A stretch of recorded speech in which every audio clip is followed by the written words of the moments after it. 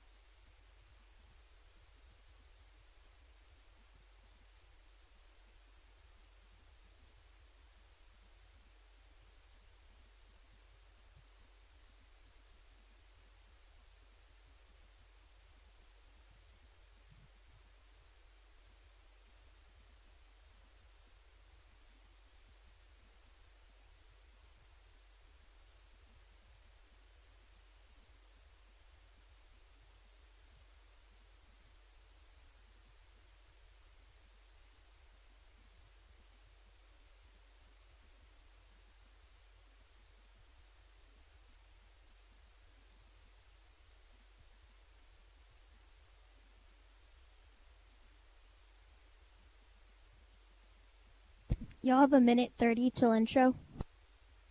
Thank you. So far, the stream sounds good. Much appreciated.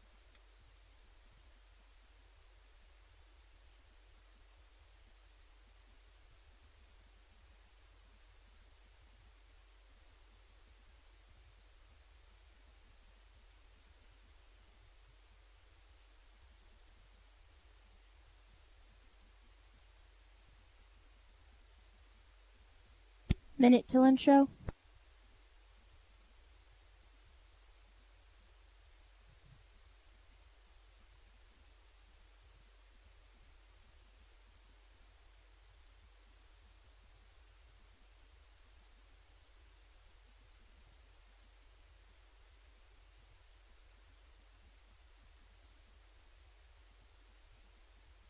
$30 till intro. Another 30. We've got the anthem starting, please. Okay.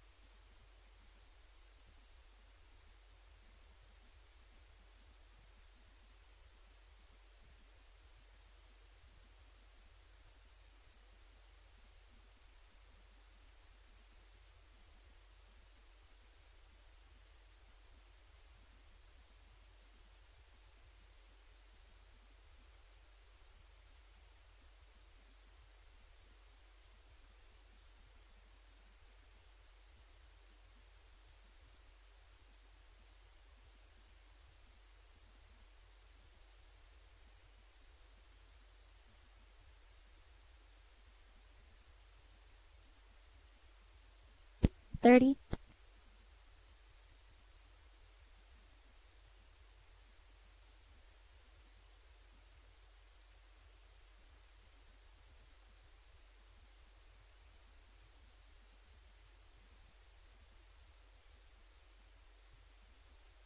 $10.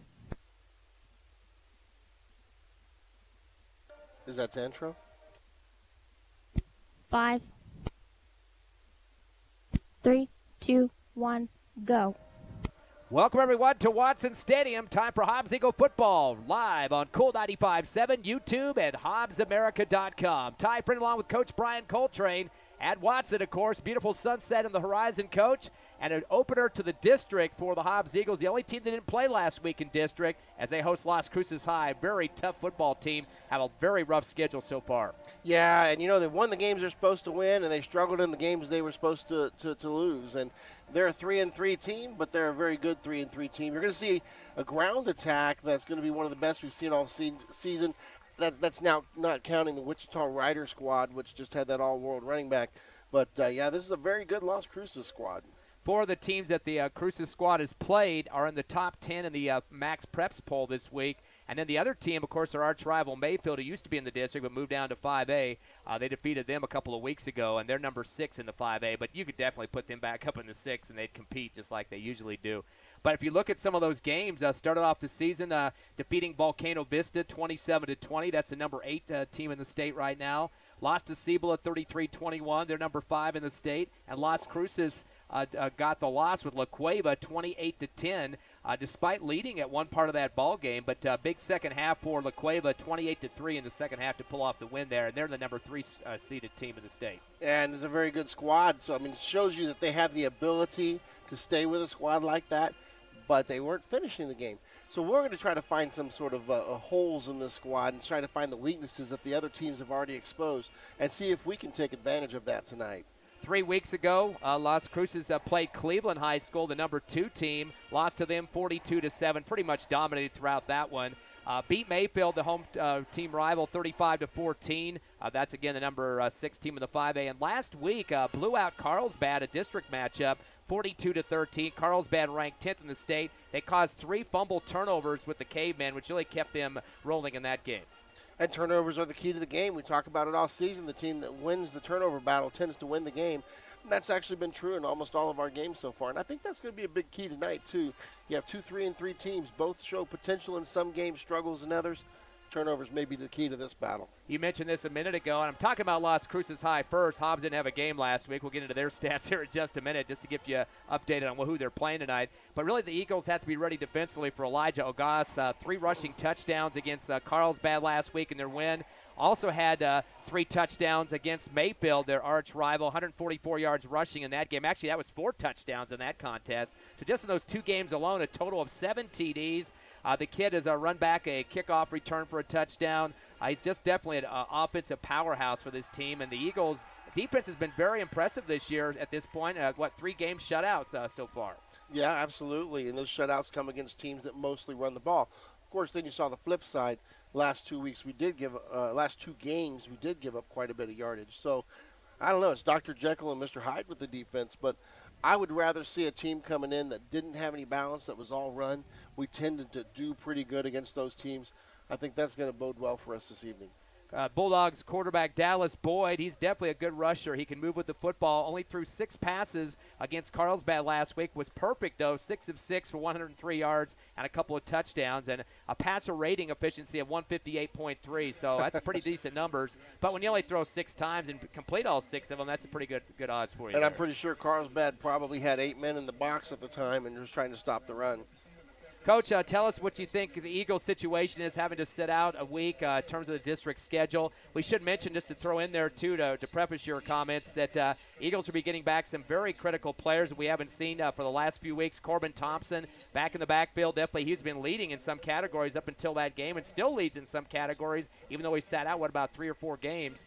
So he is going to be back. That's a very good situation. Baez is back, the kicker. He was out last week as well. But the problem is we're losing James Moore, starting safety, a junior with some experience out there. He'll be out for a little bit, and that's unfortunate for the Eagles. Yeah, it's defensively that worries me. I think we have a lot of weapons on offense. We always seem to have the next man up mentality on the offensive side of the ball.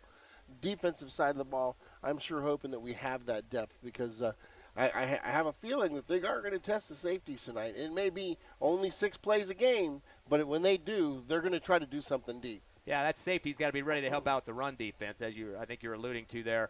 Hobbs Eagle offense pretty balanced so far, Coach. 1,067 on the ground, 946 in the air. Very close numbers there. Baeza leads with 325 rushing. Graham, the quarterback, 296. So those guys combining for over 600 yards on the ground. at this point in time. In the passing department, 3 in triple digits. Of course, Caden Trevino, he leads big time, 25 catches for 349 yards. Ethan Van Landingham, 16 catches. He has the second most on the team, 174. And Corbin Thompson, as I mentioned, he's one of the leaders on the pass receptions, but only played in 2 games and 101 yards in the air. And I think getting him back is going to really open up the air attack, especially if he comes back and he's in sync with the quarterback. If they're in sync, I think that could be a dangerous combination. Of course, Colton Graham, the quarterback, throwing for 921 yards, completing 61% of his passes. The average length of those passes is about 12 yards, Coach. Those kids can, when they catch a football, they're going to move up the field with it. I really, really like this kid, and I really think that Hobbs is kind of becoming one of those places that may be quarterback factories and start producing kids that are going to go to college. You look at how Hardison's doing over at UTEP. I knew UTEP was coming up. Yeah, you had to get it in. I mean, they're 4-1. Your alum school there, right? When you win 4 games at UTEP, you've done something. That hasn't happened in a long time.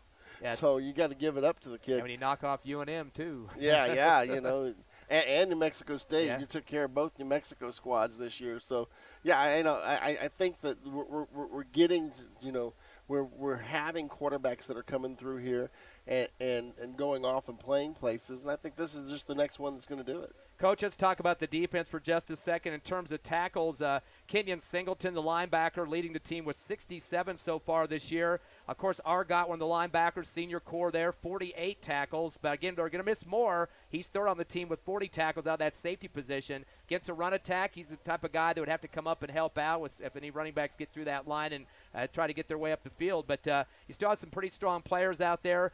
People like Hensley, too, coming off the line with 30 tackles for the season so far. Eagles have had 30 tackles for losses, which is nothing to sneeze at. Yeah, but I'm not a big fan of tackles for losses. I really think that a lot of times if you're pushing into the backfield, you're letting people go by you quite a bit too. But that's not the case with this team. A lot of those tackles for losses were sacks. We did have games where we were getting 5 and 6 sacks a game. So those tend to count for that statistics. That's a little bit different. But as far as running and tackles for losses, I don't think that's the most important statistic. I think playing a sound defense where people are stopping the ball at the line of scrimmage is the most important thing you can do. And we've done that pretty sound this year in most of our games. When we tend to get upfield, that's when they're able to kick you. And when they can kick you, they create a gap. When they create a gap, they get a good run. Whether you like the TFL stat or not, Argot leads with 7 tackles for losses so far this season for the Hobbs Eagles. Coach, looking at the series between these two teams, of course, they didn't play last year with the COVID stop out, but 2017, the first year of the district combined with Las Cruces schools and Hobbs and Carlsbad, Las Cruces won that first game 56-21. So they definitely were in control. They actually won the year before, 2016 as well, 48-28. So they were dominating pretty tough, 16 and 17. Now 2018 Eagles with a big turnaround, 36-21. You might remember that game. Hobbs is up 20-0 in the first quarter. Some big key turnovers on some special teams. Got some early touchdowns. Las Cruces outscored them in the second half, 21-16. But that 20-0 cushion was enough for the win in that one. Yeah, and that goes back to that turnover battle that we were talking about. That just happened early in that game. And that game never felt like it was close. Even when they roared back in the second half, we never felt like we were really threatened in that game because we had those early turnovers that turned into early scores and just kind of rolled from there. Now, 2019, the year before last, that was the last game we played a district matchup. Unfortunately, 47-0 win for the Dogs in that one. Hobbs only managed 87 yards, 79 in the air, and 8 in the rushing game. Not a good matchup on that particular game. Yeah, and I really think tonight's going to be a very balanced game. I think we're going to see a high-scoring game as well. I think both defenses have a lot to contend with tonight, and we'll see some trickery come into play too. I think every now and then somebody's going to dial something up that nobody's expecting because this is a big district game. Mentioned the Max Preps poll earlier. Let's get the numbers on that. Rio Rancho and Cleveland atop of the board. Rancho 5-0, Cleveland 6-0. That's been kind of consistent throughout the last couple of seasons. La Cueva, Centennial, and Cibola 3-4-5. La Cueva at 6-1, Centennial 5-1. Of course, that's in the Hobbs District 2, and Cibola at 3-3. Of course, we mentioned Cruces High has played several of these teams in the top 5 so far this season. Cruces checks in at number 6 with a 3-3 record, and then the Hobbs Eagles right behind them at 3-3. So that makes this even more of a tasty matchup. Oh yeah. And this is one of those districts that you don't know who's coming out of it. This is a tough district with a lot of good teams, and anybody can win this district. Well, we're just a few minutes away from the kickoff here. No teams are out on the field. About 4:42 left before we get this one started. We got both air tunnels up there. I'm using the right terminology this game, right, Coach? Tunnels, air tunnels. After my first game, I know some people have been reminding me about my reference. I couldn't think of the word and just came up with what came into my mind, which I guess that tells you where my mind is half the time. But we won't go back into that old faux pas there. But anyway, Hobbs and Las Cruces is going to get going at it here. First game of district. We're going to take a 2-minute break, come back here at Watson Stadium. A beautiful sunset in the horizon. You're listening live to Hobbs Eagle Football on Cool 95.7, YouTube, and HobbsAmerica.com. You're clear.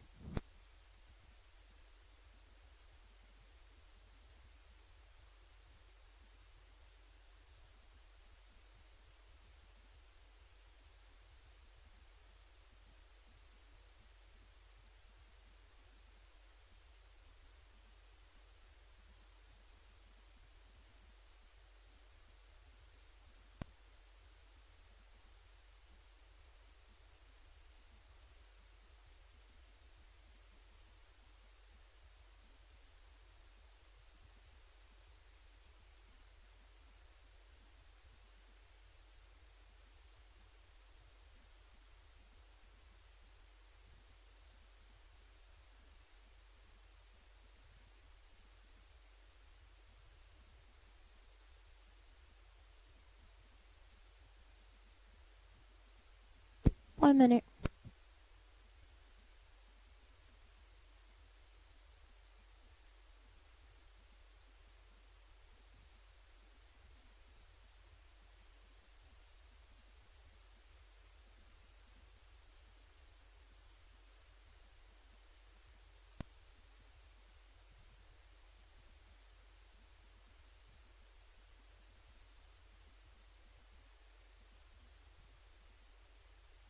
$30.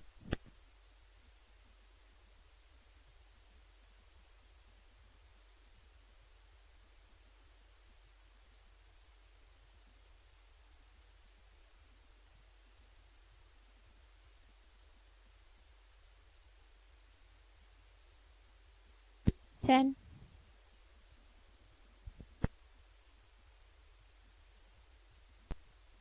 5, 3, 2, 1, go. Welcome back to Watson Stadium, where the Hobbs Eagles and the Las Cruces Bulldogs are getting ready to get it on. And here's Ty Friend. Hobbs coming out in the field second now with the big Eagles banners, and the crowd getting fired up for this one. Of course, the first game of district for the Eagles. The other teams had a game last week, so just kind of getting the preliminary numbers on that. Las Cruces with the 1-0 record with their 42-13 win over Carlsbad. Centennial is second with the 1-0, kind of tied in terms of the records, though. They won their first game 52-14 over Oregon Mountain. That's the next opponent for the Eagles is Oregon Mountain, formerly Oñate. Carlsbad at number 3 with an 0-1 record, of course, getting beat. We mentioned 42-13 last week to Las Cruces. And the Eagles in the bottom of the district, Coach, with an 0-0 record. Well, what do you expect? You hadn't played a game, can't win a game. Eagles, though, have scored 135 points this season and given up 90. For the Cruces Dogs, 142, and have given up 150. So they've actually given up more points than that they've scored. But let's remember, a lot of those teams are in the top 5 in the state, though. Yeah, but, Cruces is always one of those squads that thinks they're a top 5 in the state. And this may not be their year. I think that we've shown that we have the propensity to play with the top 5 in the state in sports as well. And we got 2 teams that are right there in the middle of the pack. And this may be the game that separates how their season goes, whether they go climbing up the ladder or going down the ladder. Should mention, in terms of the offense for Las Cruces, they had four as many carries, rushes with the football than they did passes against Carlsbad. And against Mayfield, they had 6 as many rushes versus passes. So it starts to dwindle. And we mentioned only 6 attempts last week against Carlsbad, 6 for 6 in the passing department, though, for their starting quarterback, Dallas Boyd. But he's more of a rusher. He will get up the field when need to. So the Eagles are going to have to be very careful when he's kind of getting around those ends and try to take off there. Richard Madrid, pretty decent wide receiver, caught a big catch against Carlsbad last week. And Jacob Mayes, they got to watch out this kid. He had an 80-yard kickoff return, first kickoff of the game with 8 seconds to take him to get to the end zone. So he's definitely a speedy kid out there. And it looks like Hobbs don't have to worry about him first because they're receiving instead of kicking on this first one. Yeah, and they'll be working right to left on your radio dial here the Hobbs Eagles with their home blacks and the gold numerals. And these numbers you can see, Ty. Yes, I like those. Yeah, these are good jerseys. No we like bifocals those. needed on this game, right? Well, I don't know. You're getting up there. Notice we got a couple of pink sock wearers down there tonight. I know that I've seen a lot of people with the pink pom-poms and T-shirts. I think they're doing some breast cancer awareness in this ball game and here at Watson Stadium. We'll have a big halftime show. I know you're getting excited for that as your son is part of the drum corps down there, right? My son's part of the pit and the band and part of the drum corps, and my daughter is at Houston, and all three middle schools, Houston, Heiser, and Highland, are all represented tonight in a combined band that's playing along. So got a lot of band going on here tonight as well. Couple back deep for the Eagles. Royal. And also Baez is going to sail back to Royal. It goes through his fingers at the 1 yard line to the end zone. They got to call that automatic touchback. And I'm not sure if I like that rule in high school football. I mean, if it goes through your hands, you should have to go to retrieve it, which high school they give you that little protection back there and go ahead with the automatic touchback. And I think that even plays in more to high school than college, because in college they tend to catch almost every single one. In high school, that comes into play. That'd be a fair ball for some people. Almost looked like it was a second thought there for Royal to put his hands up. He thought it was too long. He just kind of flipped his hands up and it went off the fingertips. But no harm, no foul there. Hobbs football, 1st and 10 from their own 20. First series of the ball game as we get started here at Watson Stadium. Back in shotgun already, Colton Graham, the QB.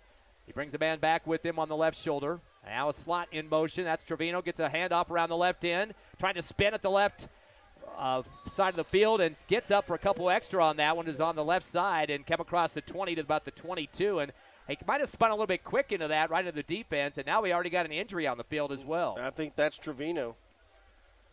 They're going to give him, looks like 3 yards on the carry. We're going to wait to see. Looked like it might have been a leg there.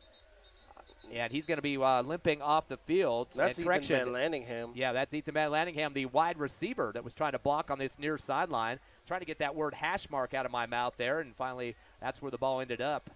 That's where they'll place it inside the left hash. So a 3-yard pickup for Trevino.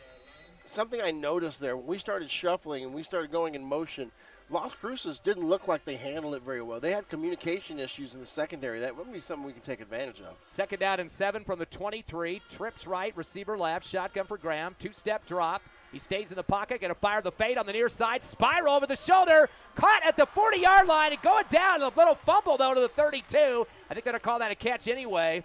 That's going to be a 45-yard reception for the Eagles, and Evan Ortega with that one. And that is the way you want to start off, man. Ortega had about 3 steps on the outside, and I do not think that defensive back has the speed to keep up with Ortega.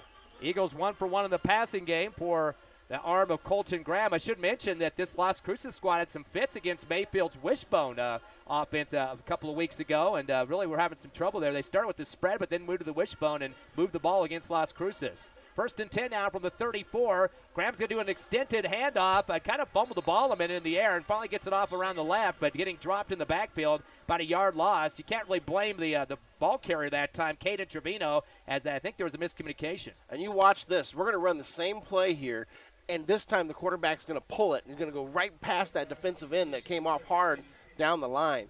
I think the quarterback realizes, hey, he's going to come hard down the line. I'm going to pull it, and I'm going to go right by him. Give him no gain on the play as he went from right to left. So 2nd down and 10 for the Eagles at the Las Cruces 34. Trips left, receiver in motion. Bo Trevino going to go over there, and he's going to be followed as well by Corbin Thompson. Now trips on the right side. 2-step drop. Dump out in the right flat. Caught by Baez at the 35-30. Breaks a tackle, spinning, and is dropped to the 27. He's going to get 8 on the play that time, and he had a guy pulling his jersey from behind, trying to pull him down hard, was Rico Andrade, the linebacker. And that was just good running from Baeza. So Baez's first catch. The Eagles continue to throw the ball well, 2 for 2, 3rd down and 4, as they'll have it at the Dog 27-yard line. They do like to be called Dogs, not putting that bull in front of it like the Artesia squad does. Ready for a shotgun. Graham back to pass, 3-step drop, back at the 35 right hash, sails down the middle of towards the middle of the end zone on the seam route, but overthrows his intended receiver that time, and he got caught in traffic. Had about 3 defenders at about the 5-yard line, and kind of gave up at that point because he couldn't get through that brick wall and just let that sail past him, but not much of a chance to be able to come up with that catch coming down the middle of the field. Yeah, I think it was intended for Corbin Thompson, and Thompson, it looked like at the last second he kind of peeled inward, and so did the defensive backs, and I think he saved us an interception by doing that. Of course, Thompson back this week. Only played 2 games to start the season, had an arm injury. I thought they might get him back last week, but the last minute they decided to keep him out. And, of course, for a district start, that's important.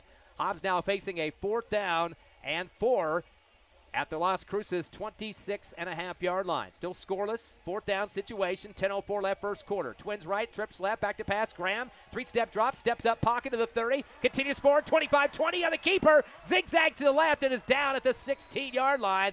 Well enough for the first down plus. He's going to get 11 on that carry. And that's exactly what I talked about happening. That defensive end was crashing down so hard that he knew that he could pull it and go right by him, and there you go. Nice gain. Second first down for the Eagles. They're going to stay on the line and look back to the sideline for the play call from Coach Stevens. They're at the 16. 1st and 10. They can get it to the 6 for another first down. Hobbs will send 2 receivers left, 2 to the right side. Graham in the backfield waiting for that shotgun. Bring a man in motion. Trevino fake the pitch to him, rolling back to the right. He's got pressure. Throws it in the right flat. Baez and catches at the far right 20 and stretching it out to try to get back to line of scrimmage. I think he just barely got there, maybe got forward progress for a yard, but really kind of helping out his quarterback who's had a big chase on him in the backfield. Yeah, and I think that was a design screen, but I don't think they expected the defense to be on him as quick as they were. Graham lengthened it out as long as he could, dragging that defensive end with him before he can sling it over there to Baeza, but they got something out of nothing. That was almost a sack. Second catch for 9 yards for Baeza as the Eagles now facing a 2nd down and 9. Ball up at the 15-yard line. Again, pair of receivers left and right. Back to shotgun is Graham. Brings another man in motion. Fakes it to Trevino again. Turns and fires on the left corner. No, the middle of the end zone is intercepted by the Bulldogs. And coming across the goal line to the 5, far side 10, 15, and down at the 16-yard line. Upended at the last second there, taking a plop on the turf on his back. The INT brought down by Richard Madrid, the cornerback, and waiting in the middle of the end zone. And that one, there was nobody else in the area. When he threw that, Madrid was the only one that really had a chance at that. And turnovers is not what we want here. I mean, at least we've stuck them deep in their own territory, but, took away a chance to score right there for us. Yeah, that was a red zone attempt for the Eagles. A 1st down and 10 now for Las Cruces at their own 16-yard line. Dallas Boyd, the quarterback. Definitely a run offense. They're having some commotion problems in the backfield, trying to figure out who's supposed to go where. Waiting for the shotgun. They'll bring the slot left in motion, give it to the right tailback, comes around the left end. Going hard to the far sideline is Ogas, and he's down at about the 19-yard line to pick up a 4. And I thought he almost dropped the ball at the end of it. Just for a moment, there's a little scramble for it, but we actually handled that fairly well defensively. We came down the line and stopped him. He just made a move. Actually going to give him only 3 on the play, so it'll be a 2nd down and 7. Again, expect mostly a run game here, but you never know. They did get 6 passes completed, including a touchdown throw in their win last week against Carlsbad. 2nd down and 6 now at the Dogs' 18-yard line. 8:23 left first quarter, still scoreless here at Watson Stadium. Eagles will put 4 in the box. Back to the shotgun. By himself, receiver left, 2 slots right. Going to pitch it to the left side. Coming around the end is Madrid. Angling to the far side, spinning at the first down marker. Looks like he might have got just where he needed to be in for the Las Cruces bench on that far left sideline. And looks like they're going to give him 7 and probably just enough for the first down. And it's a very interesting offensive style that we're seeing from Cruces here. It's basically a shotgun version of the old wing T offense. They're running all wing T stuff up front, wing T motion, wing T pulls. But the quarterback's deep, so you're snapping it and basically tossing it forward instead of handing it off backwards. Very interesting offense to watch. Does move the chain, 7 yards on the play for Madrid. First down for the Dogs at the 25. Twins trips left now. Nobody on the left side receiver core. Ready for the shotgun is Boyd. Long delay on the snap count. They did that last week against Carlsbad as well. Quarterback keeper scampering down the left side of the line, gets pulled back for a second and takes a second plunge and is up to the 30, make it the 31-yard line for a 6-yard gain. And that was just a good old quarterback lead play. Call it 24 lead. Quarterback tries to go off that right side gap between the guard and the tackle and just lets that running back plow the linebacker. He gets tucked in there and gets what he can. There's going to say 5 on that one. He went down right at the 30-yard line on the left hash. 2nd down and 5 for the Dogs as they'll send a receiver right and 2 to the left side. Actually, one's a slot. Back to the shotgun goes Boyd. Has a man on his right side, that's Ogas, and now I have a slot in motion left. Fake the handoff to him, give to Ogas, cuts the right side, now back to the middle, trying to plow ahead, getting his head low in the front line, and he'll get lucky for some forward progress on that one, maybe about a yard or two on the play. Eagles react quickly up front. Jesus Maganda, the defensive lineman, coming up with his 6-foot frame, 225 pounds. All right, this will be the big play here on third down, 3rd and 3. If we can get a stop here, it may force a punt.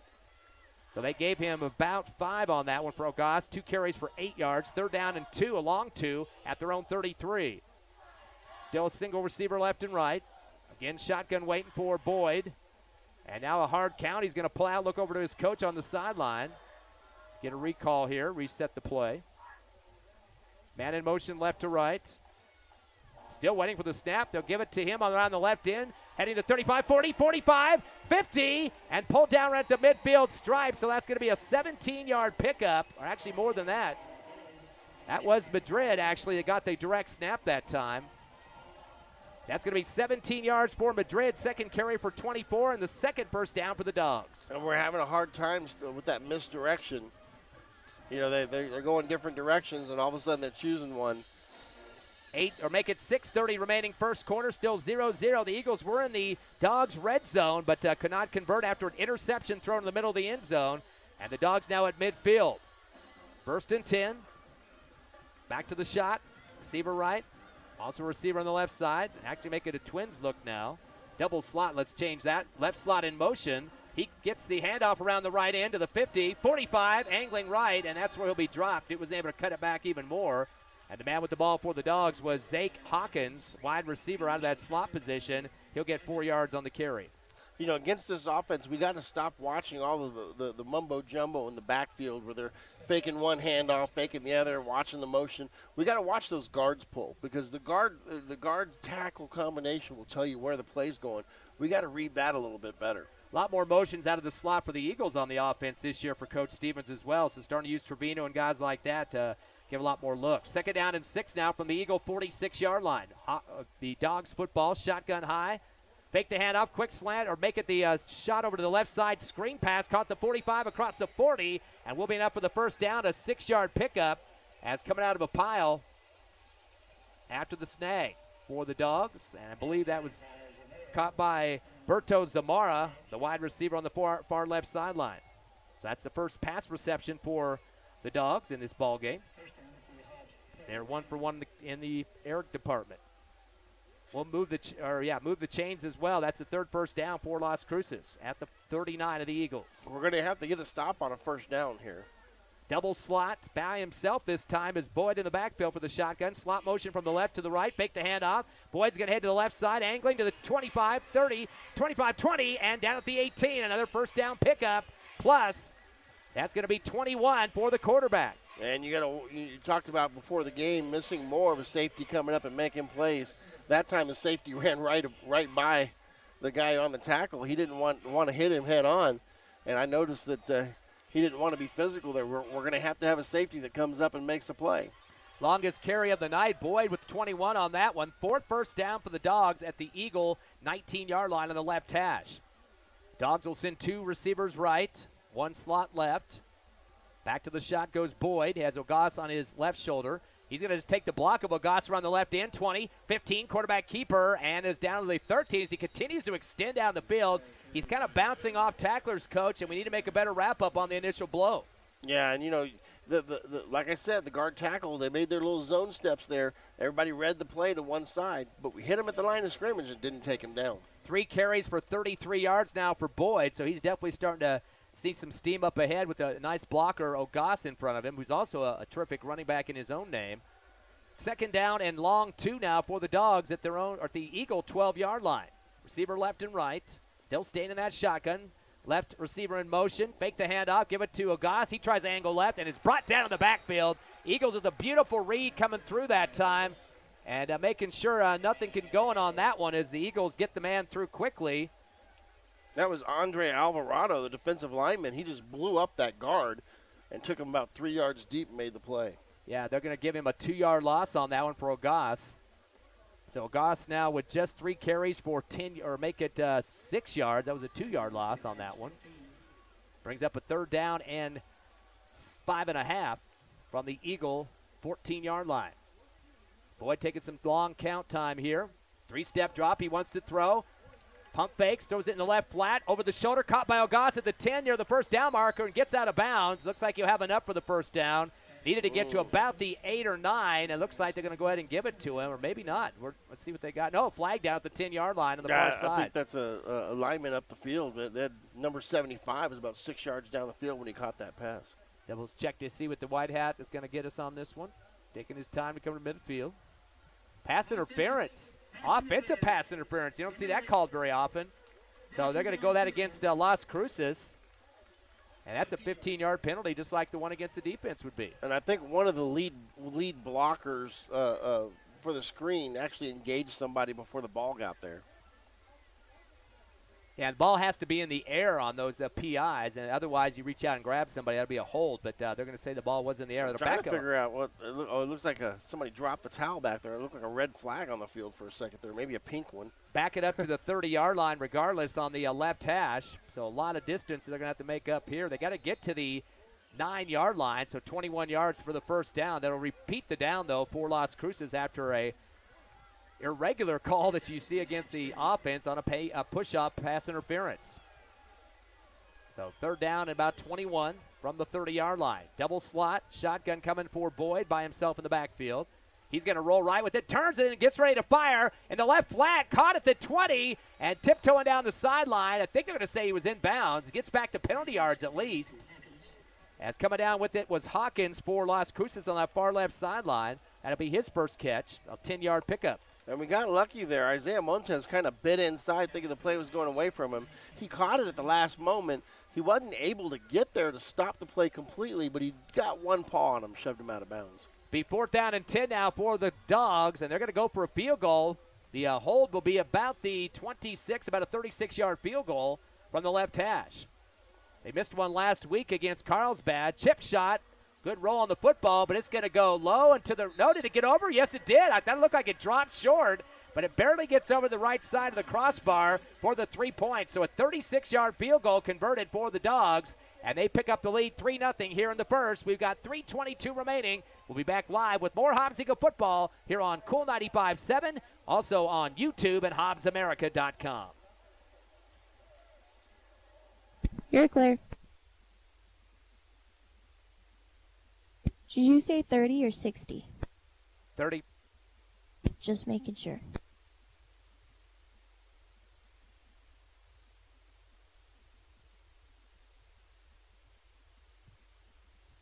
Ten. 5. 3, 2, 1, go. Welcome back to Watson Stadium. 3-0. The Bulldogs lead your Eagles. Here's Ty Friend. Eagles getting ready for a kickoff return, trailing 3-0 after a 36-yard field goal. Hobbs got Royal back deep, also helping out Baeza. And one other, Caden Trevino. Kick from the 40-yard line for the white team with the blue pants. Eagles black uniforms and gold numbers. End over end. Royal should have a chance to return this time. No, it bounces at the 1. He's going to pick it up anyway to the 10 on the right side. And tries to take on a couple defenders to the 14-yard line. Not much of a return that time. Didn't really use his blockers on that far sideline, and he's still making decisions about where he wants to catch his football deep towards the end zone. Well, I think he thought it was going to roll into the end zone, but it landed on the 1 and bounced straight up in the air. And it was one of them oh my moments where all of a sudden you realized, I've got to catch this and go somewhere. So Hobbs will get it from their own 14-yard line, trailing 3-0 here in the first quarter at Watson Stadium with 3:17 remaining. Graham and Baez will be in the backfield. Twins on left and right side receiving core. Eagles threw the interception on their first series in the end zone. Graham back to pass, a 3-step drop, dancing around. Flushed out to the left, breaks a tackle. There's a couple of flags in the backfield. Sending it to the near side on the run is Graham. He was going to throw it. Now a late flag out of bounds, too. Not sure what the refs got on this one on the sideline. Didn't look like a late hit or anything, but definitely a flags in the backfield. Probably a hold against the Eagles. Probably a holding in the backfield, and I think they got us with a peel-back block right behind the play. Where the quarterback was getting hit on the sidelines. Yeah, so the tackle looked fine, even though it was close to the sideline. It wasn't laid out of bounds or anything. He just took Graham down, but unless there was maybe a face mask on that sideline. We'll have to wait and see here. Definitely going to be against the Eagles to start. There's the holding penalty first. That's declined. and holding against the Eagles. That probably was the receiver out there trying to help his help. Yeah, he Colton get came open. back, he peeled back, and was engaged with somebody right behind the play, and I guess they got that for the hold. Now that will be only half the distance because the ball originated from the 14, so that should take it back to about the 7-yard line. That's the first penalty for the Eagles so far here in the first half. And yeah, they looks like, well, I love when they have all these soccer goal boxes and stuff. Actually, they're moving it back. Oh, the penalty was behind the line of scrimmage, so it's going to go back to the 3-yard line, which was even worse than what we were thinking it was going to be to begin with. So definitely going to be a blow for the Eagles. We've got a long way to go for a first down. Somebody needs to put fuel in the car. Got to get to the 24-yard line, currently at the 3. So that will be 21 yards that they're going to need for the first. Still a first down situation. Twins left, receivers right. We got a bunch of motion on the line of scrimmage and flags flying everywhere. We're going to see who flinched first. Of course, both teams pointing at each other now. The referee in the end zone going to go with the false start against the Eagles. That'll be a 5-yard penalty. Half the distance, though. Back to the 1.5-yard line. This is not where you want to go backwards, this close to your end zone there. Well, I'm not certain we can go back any further. Of course, any penalty in the end zone, you got your safety call there, so you don't want to have anything happen on your offense once everybody's back there trying to defend their quarterback. Still got to get to the 24-yard line. It's 23 yards now. Eagles will send 2 receivers left, a couple to the right side. Shotgun to Graham. He's going to hand off to the left side, cutting up the middle now and getting plowed at the line of scrimmage, maybe falling forward for about a yard pickup, and that's about it. That was Caden Trevino, and he'll give him a yard on that carry. We're just trying to find some space here. That's only the 3rd carry for 4 yards for Trevino. And, again, any type of pass play is going to be back near the back line of the end zone, especially if you got any pressure coming at you. So those up front guys better be ready to go here to keep out the Dogs. They're giving a big gap up the middle. 2 and 2 in the defensive line. No step drop this time. A little quick comeback route on the 5-yard line, but getting wrapped up quickly on that far side. Nice catch, but not much room to move up the field with. So, and that was a late flag. It's going to be unsportsmanlike against one of these two teams here. That was Silas Cerna with the catch. And the Los Cruces coach is absolutely livid on the sideline. He is screaming at the referee after he threw that flag. The catch will count because it was after the play that the flags flow. Unsportsmanlike conduct. They're going to go against Las Cruces.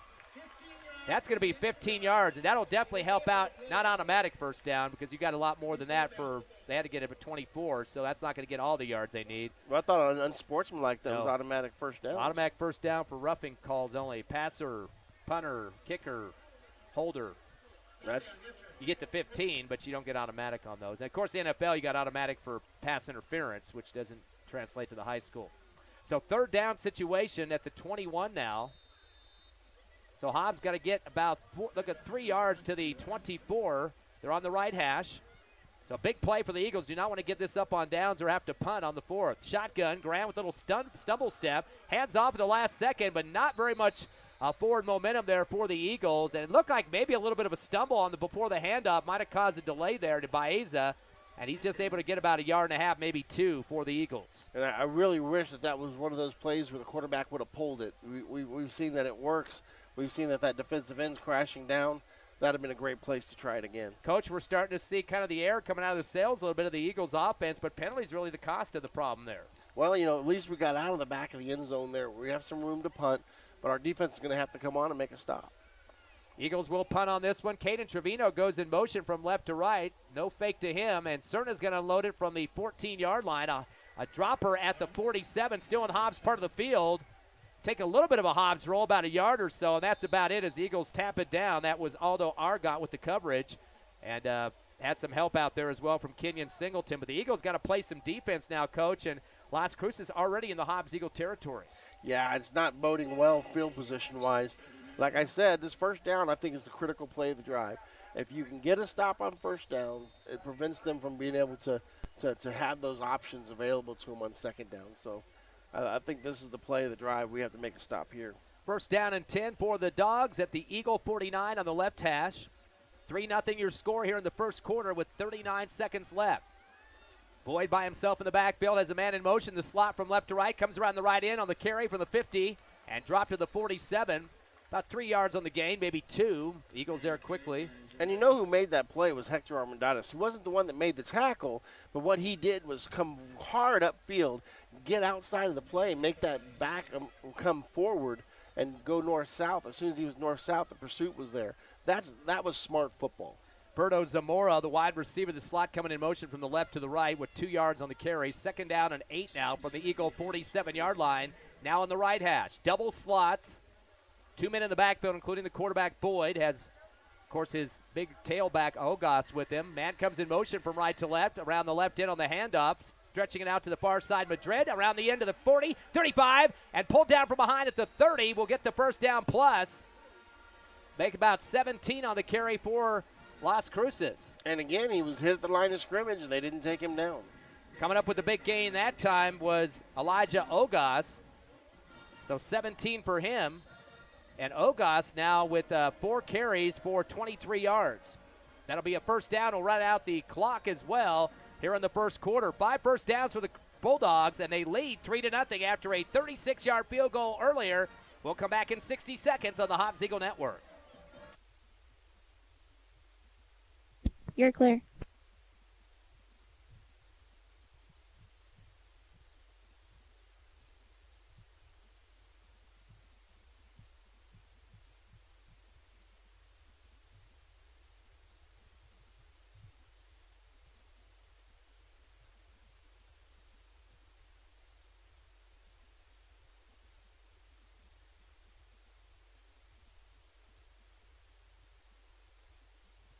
$30.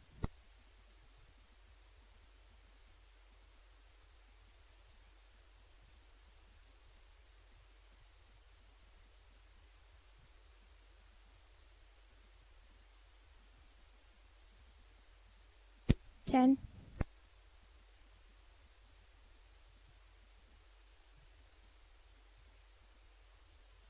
$5, 3, 2, 1, go.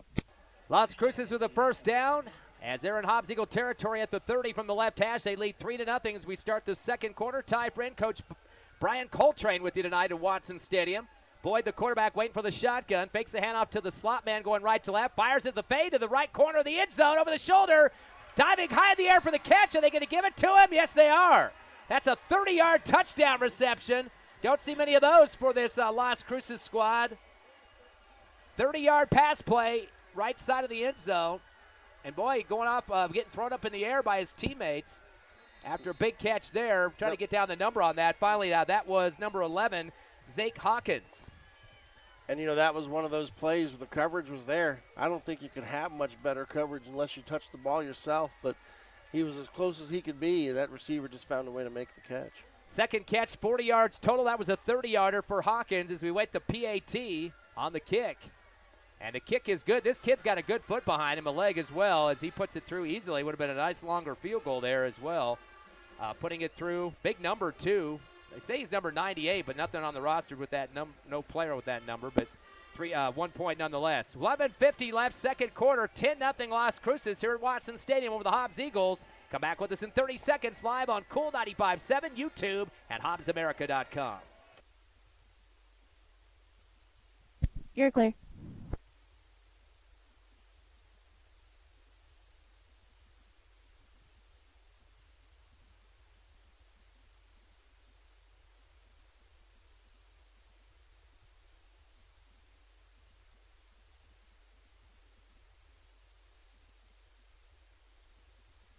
$10, 5, 3, 2, 1, go. Welcome back to Watson Stadium. 10-0 the score. Las Cruces lead, but the Eagles will be getting the ball here and trying to retaliate. Here's Ty Friend. I saw you bobbing your head to the Scooby-Doo theme song, the Houston Junior High band playing that over there. That was actually a combined band, all three junior highs together. And yeah, it was pretty catchy there, wasn't it, Ty? Yeah, hopefully the Eagles get a little bit catchy here with the passing game to try to get back in this one, down 10-0 as the Dogs kick off for Las Cruces from the 40-yard line. To keep it low, it'll take a drop at the 20. Eagles will scoop it up, brought to the 25. And coming from left to right, breaking a tackle down to the 30-yard line and trying to plow a few more yards. Boy, talk about effort there. Ethan Van Landingham taking a couple of players at the end, driving them back. Van Lanningham not going to go down easily. Definitely a kid that putting his body on the line for his Hobbs Eagles and get some better field position what they've seen earlier. 31-yard line, but they got to take advantage of some plays this time and not have as many penalties and mistakes that they had in the last drive. I think it's real important that we find a way to get 7 on the board. 10-0 your score. Las Cruces scoring on a 36-yard field goal and a 30-yard pass to Hawkins. Eagles now up to the line, 1st and 10 from their own 31. They'll send 2 receivers left and 2 to the right side. Shotgun for Graham, give it to Trevino. Double reverse going from right to left and coming around the right side, up the near side of the 40. Ball comes out near the sideline, but it should be okay. I think he got it out of bounds there quick enough. That's going to be a 9-yard pickup for the Eagles. That's Corbin Thompson, yes. Good to see him back in uniform. 9 yards are going to give Thompson on that one. And he needs to thank Graham for the block there. It's actually the lead block that sprung him was the quarterback. So nice little double reverse. Trevino got the first and handed it off to Thompson coming around the right side. We need to come back to that later and make it a double reverse pass. 2nd down and 1 now from the 40. Thompson in the backfield. You have a blocker with him. A couple of receivers left and right on the stack. Handed up the middle to 40, 45. Plowing ahead. Baeza 50. Taking a few more for the first down. And that's going to be 10, make it 11 for Baeza as he'll move the chains for the Eagles. And Baeza trying to do his inner Zeke Elliott impression there. You can see he wants to eat a little bit more. That's his 2nd carry, 13 total on the ground. 3rd first down for the Eagles now in Las Cruces territory at the 49. Double receivers left, 2 on the right side. Fake the reverse left to right. Give it to Baez up the middle to a little stagger step. Heads up the gut to the 45 and continues ahead, plowing further into Cruces territory. And they're going to give him 7 on that one. And you can tell he's feeling it. He wants that ball right now. So 3 carries for 20 yards now for Baeza. 2nd down and 2 now at the Cruces 41-yard line. And starting to see a little bit of momentum for the Eagles here, Coach. Yeah, Baeza's kind of put the team on the shoulder. He's making those plays. You know, they're getting hands on him at the line of scrimmage, but Baeza's just so shifty, he's hard to take down. Down to the 10-minute mark here in the 2nd quarter. And Las Cruces up 10-0. 2nd and 2 from the 41. Shotgun. Crossed in the backfield. Instead, he's going to throw down the middle. Seam route, wide open, catch on the run. Trevino 10-5 and slides to the 1-yard line. That's going to be a 40-yard reception for Caden Trevino. We asked these boys to step up, and they are. What a nice play. Trevino breaking open, and he had a lot of space there. Big-time catch for him in motion there, catching it right on stride as Trevino with his first catch of the ball game. Eagles have thrown a total of 5 receptions so far. 1st and goal now from the 2. Handoff up the middle to Baeza as he gets to the right hash and tries to fall forward and back to about the line of scrimmage. No gain on the play. Maybe a yard they're going to give him on that one. Baeza now up to 21 yards on 4 carries, over 5 a pop. The Eagles are knocking on the door, and a big series of plays here, Coach, to punch it in. And here we are in that situation where we get it down to the 1. We got to find a way to punch it in. So far, Eagles have connected for a total of 98 yards in the air. Shotgun. Graham's going to hold it for a second, give it back to Baez. He's got guys on his legs trying to drag forward, and he pulls it ahead for the touchdown. 1-yard run, but he took a lot of guys on the legs that time as he scores from 1 yard out, putting the Eagles on the scoreboard, down now 10-6. So crowds are starting to get fired up here at Watson Stadium watching their home team open up district. Eagles answered the call right there. They're keeping this a game. If they had not scored here, I'd be really worried about the outcome, but this shows that we can move the ball against them. Late man coming off the sideline, Silas Cerna. He's going to move to the right slot to help to block Core there. And Hobbs going to wait for the snap. Good one. Kick is up, and the kick is good inside the right upright. And we're supposed to have Baeza back tonight. I'm going to make sure that was him out there because he was out last week, out of town. And that was Brian Baeza. Yep. So that will put the Eagles on the scoreboard. We'll keep you right here. Hobbs trailing 10-7 with 8:53 remaining here in the 2nd quarter. And, Coach, you start to see some energy from the Hobbs Eagle faithful, the fans in the crowd. Absolutely. Crowd's getting into it. Band's getting into it. I think everybody in the stands want to see the Eagles come back in this game. Right now is going to be the key. Can the energy, feed the defense, and we find a way to stop that potent offense from the Bulldogs? Of course, both teams with a 3-3 record. Las Cruces 1-0 in district, beating Carlsbad last week 42-13. Hobbs had the bye week to start the district schedule. Does that help or hurt a team? I guess with injuries it can help you in some cases. Yeah, with injuries it helps you and gets you back, but then you have a first quarter of play where you're a little rusty. Of course, Corbin Thompson got back tonight because of that extra couple of weeks of rest. He played in 2 games. So he get himself onto the backfield core for the Eagles in this one. Hobbs will kick off from the 40. As we get ready for the defense to come back out. On the field now for Hobbs, Brian Baeza to kick. Of course, got a little bit of size on him too, 6'1". Hobbs will be on the road next week in Las Cruces on Saturday afternoon to take on Oregon Mountain, a.k.a. Oñate. Sidewinder kick, caught at the 15, left hash, 20, 25, near side 30, 35, 40, 45. Continuing down to the 50 and the 48. The Eagles a fumble at the last second. Referees didn't call it dead. So we're going to see if they're going to give the opportunity for Hobbs to recover. They're going to give it to Las Cruces, though. They say it was a loose ball there.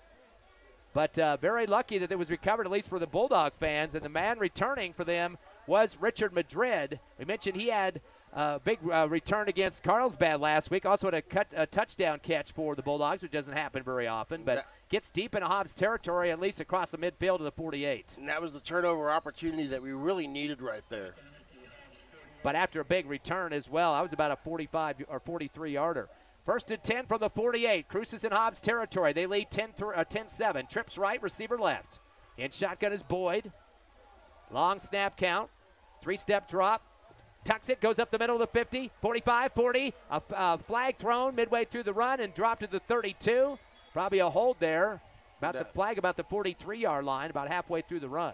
That is hold territory.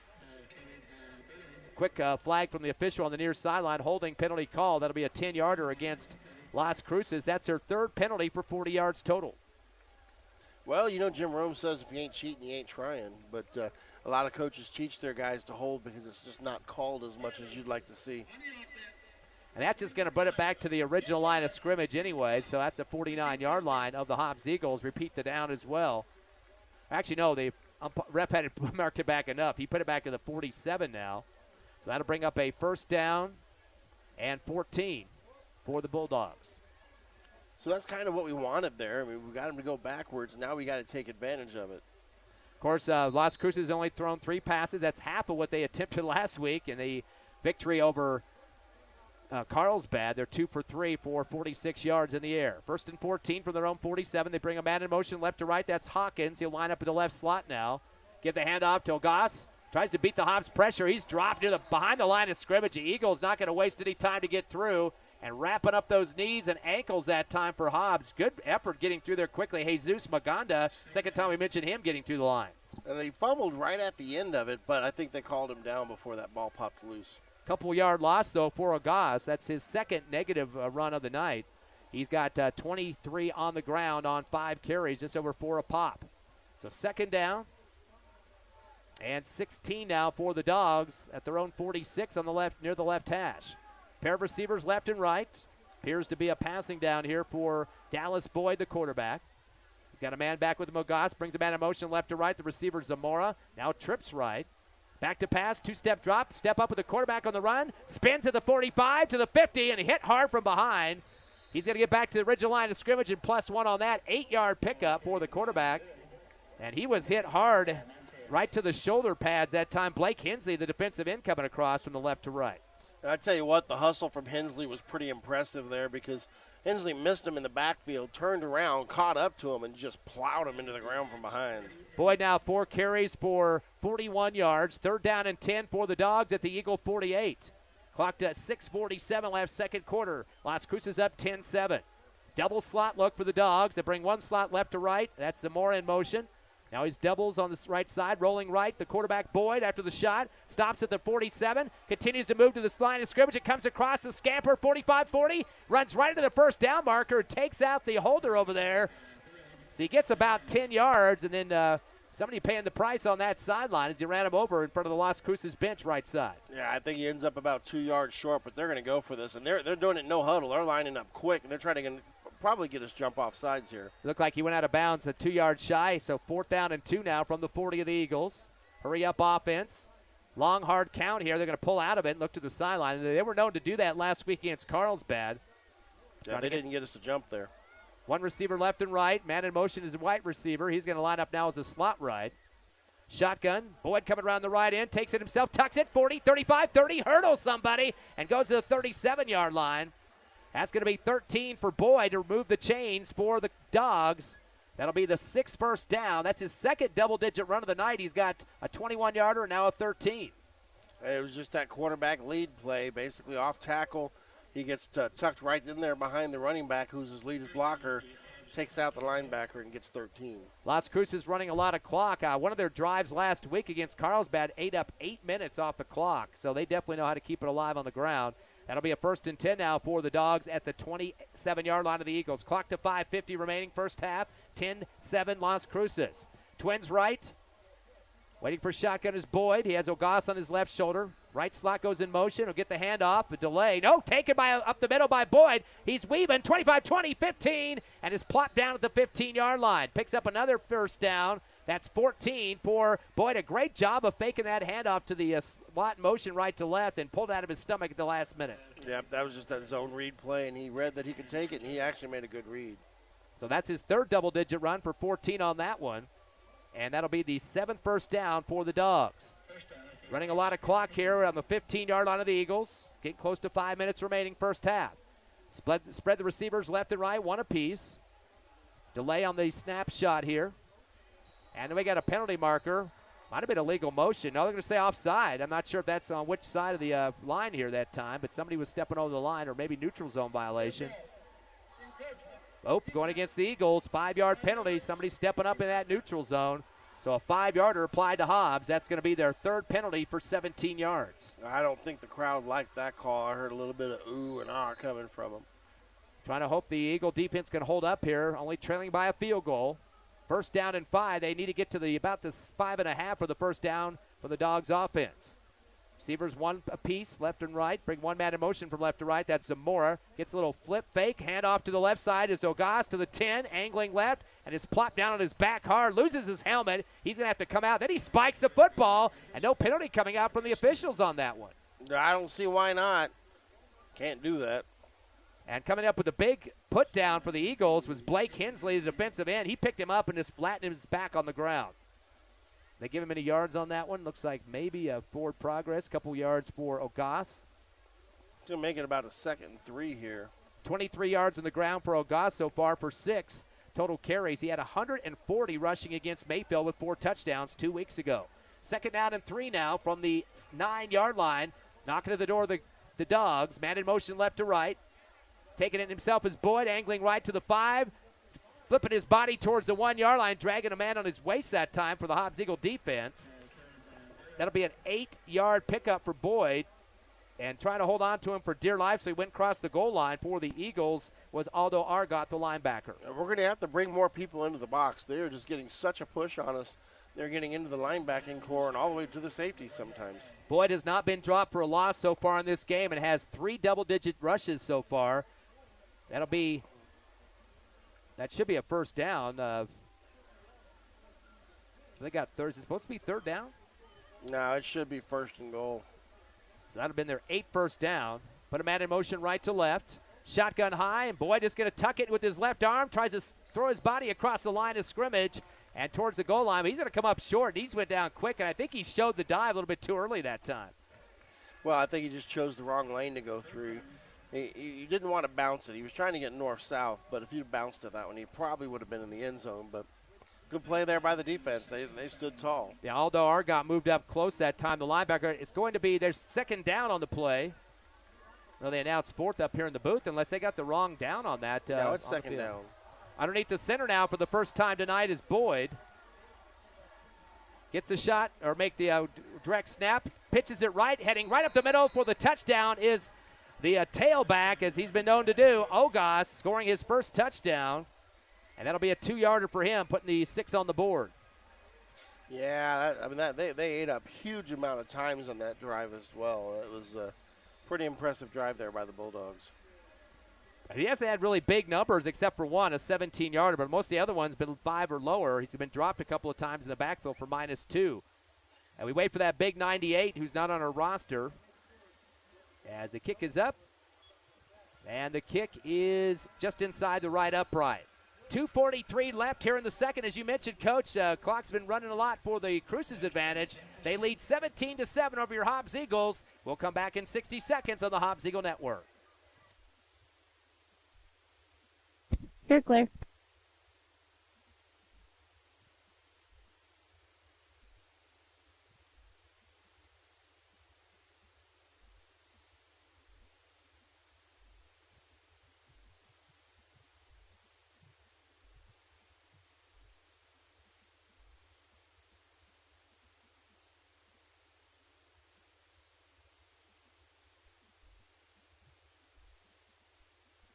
$30.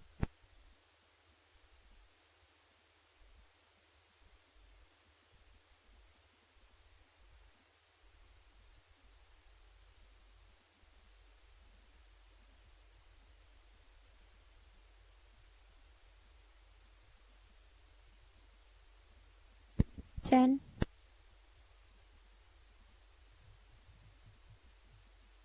5, 3, 2, 1, go. Welcome back. Watson Stadium. Here's Ty Friend. Here's the kickoff for Las Cruces, leading 17-7. A sidewinder caught by Royal at the second. Starburst lost the football, fumbled it on the feet of the Hobbs Eagle teammate that time. Picking it up is Van Landingham. And now we got a big pile up on him. He gets drilled back for about an 8-yard backward maneuver there. But I don't know what happened. Royal looked like he was just kind of flopping it down on his feet. And the hands did not come up for his teammate Van Landingham. So it ended up landing on his shoes that time on the ground. Yeah, I don't think that's how they drew that up on the chalkboard. So that was the Starburst play. Of course, Artesia is legendary for that, and Eagles have picked it up the last few seasons. A lot of teams around the state been copying that special teams play. Hobbs will have it now at the 10-yard line, their worst field position. Actually, they were even behind that earlier with the penalty on a former series earlier in the game. Eagles have 2:24 to work with here in the second quarter. Back to pass, rolling right. Graham has got 2 on him. He's going to go down barely in front of the goal line, missing a safety by just inches. He'll lose 8 on that play. Never had a chance really to roll out much to the right side. Yeah, and he didn't get very far. They were all over him. He's lucky it didn't end up worse. So -8. Drop him at the 2-yard line. So that's actually going to say 7 on the loss there. Not his fault that time. The line on the right side let those guys get through. Clock's running at 1:55 left here in the second quarter. 17-7 Las Cruces. Coming off a 30-yard pass for a touchdown. Also a 36-yard field goal and a 2-yard run for Ogas. Shotgun in the end zone to Graham. Delay handoff. Baeza kind of shimmying those shoulder pads as he tries to cut up the gut, and he's going to get dropped at the line of scrimmage. I don't think he's going to get forward progress. We'll see if they give it to him. They actually give him 2. They can give him to the 5-yard line. Baeza's rushed for 6 times so far for 24 yards. With 1:23 on the clock, I mean, we got to make a choice here. We're going to let that clock keep rolling. Why in Las Cruces calling timeouts? I would be right here. You know, Eagles have all looking at the sideline right now, hands on their hips. They're not having much quickness to get to the line and move the football. Yeah, we're trying to run the clock out. Cruces should have tried to save the time and called a timeout there. It'll be 3rd down and 3. The hand up the middle, breaking a tackle, 10, 15, 20, 25, 30, far sideline, 40, 45, and run out of bounds at the 47-yard line. I tell you what, there you go again. Defensive end crashed. He made the smart play, and he pulled it and took it himself, and what a heck of a run there from the quarterback.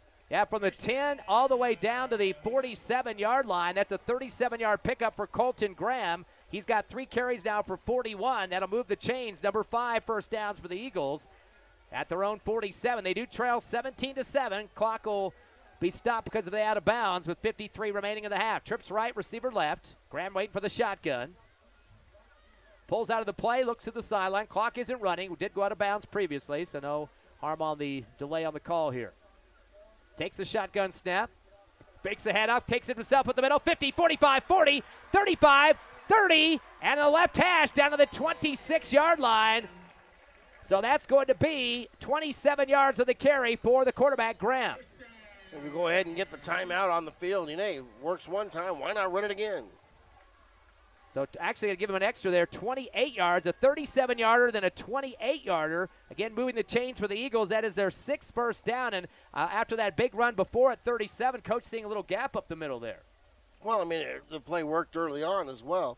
but we haven't had an opportunity where we could run it safely because we've been pinned back. You know, we didn't have a situational play where we could run it. Now we can run it, runs it well, comes back to it twice. Question is he going to come back to it a third time in a row? I've seen him do that when he was in Eunice. He'd run the same play 4 or 5 times in a row sometimes. 44 seconds left, second quarter. Eagles down by 10, 17-7. They have the first down on the left hash of the 26 of the Dogs. Of course, the Eagles getting their touchdown in this second quarter back at the 8:53 mark. Baeza with the 1-yard run to make it 7-10 at that point, but another touchdown added by Ogas for a 2-yard rusher. And now a 10-point lead. Eagles break the timeout as they come back up to the left hash of the 26. Eagles will put 3 receivers right, and they'll send one to the left side. By him's lonesome, and that is Evan Ortega. He got a big pass earlier for 45 yards. Graham going to wait for the shotgun. They pull out of the offense and look to the sideline. Coach Stevens going to make an adjustment here. I'd be looking for Ortega across the middle. Taking the shotgun is Graham. 3-step drop. No pressure yet. Rolling right. Looking for somebody to get open on the near side. Throws it at the last minute into the turf. They're going to hopefully have a receiver in the area. Barely there was Ethan Van Landingham. He's about 8 yards ahead of the pass. As you can just tell, he's just trying to get rid of the sack on that one as Graham. They call the illegal intentional grounding against Graham. A late call there by the Whitecap. Yeah, it was strange. You called it about 3 seconds after the player got up off the turf. That's a 5-yarder, but even worse, Coach, that's a loss of down as well. So that will be dropping another down off the marker there. That's not a 5-yarder. That's a spot foul. No, it's from the line of scrimmage where he – oh, I'm sorry. That was a legal ground. I was thinking it was a stepping over the line there. Yeah, correct. That'll drop it back to the 44-yard line. Does the clock start here? It depends on what the last play before that was. If it was a play in bounds, they will start it. Yes, they did. So clock will go to 30. Didn't he just wind that up? I think he wound it up, but the clock stopped at 37. So second down, they're not running it at this point at the 44-yard line, and a lot to go. Still waiting for the shotgun, Graham. Fakes the handoff to Baeza, comes around the right end, 40, 35, 30, on the sideline, 20, and he'll get pushed in the back out of bounds as he picks up a lot of the yardage, but not enough for the first down. A lot more he needed than that. Well, at this point with the time on the clock, you really kind of just get to the end zone. You know, you're not really playing for first downs as much, but he was one block away from being in the end zone, and one of the receivers there just kind of gave up on the play and didn't realize that he needed to spring him. That was a 22-yarder. He had a 28 before that and a 37. A couple of carries back. Clock down to 30 seconds as he got out of bounds. It'll be a third down, and looks like 7.5 for the Eagles. They're on the right hash. They need to get to the 16-yard line. They're at the 22 of the Dogs. Shotgun to Graham. 3-step drop back to the 30. Curl route caught at the 17-yard line. A spin, diving across the 15. And that's going to be very close to the first down. I don't think he got it. You know, they're going to go ahead and give it to him. See who made the catch on that one. Need to call a timeout here. They're trying to run the clock. We need to call a timeout. Ortega got the first down on that one. That will be a first for him, and that'll be the 7th for the Eagles. Go with the handoff to Baeza. Goes right. Lost the football behind the line of scrimmage. There's a big scrum pile. It looked like somebody might have ripped his arm from behind, and they're going to stop action here. We haven't seen a signal yet from the official. They say he was down? Maybe so. He got lucky on that one. 2-yard pickup for Baeza, so he dodged a bullet. The ball came out. They called him dead. We'll take a quick break, 30 seconds, and we'll be back live with 8 seconds left, second quarter. Eagles knocking on the door. They trail Las Cruces High 17-7. You're clear.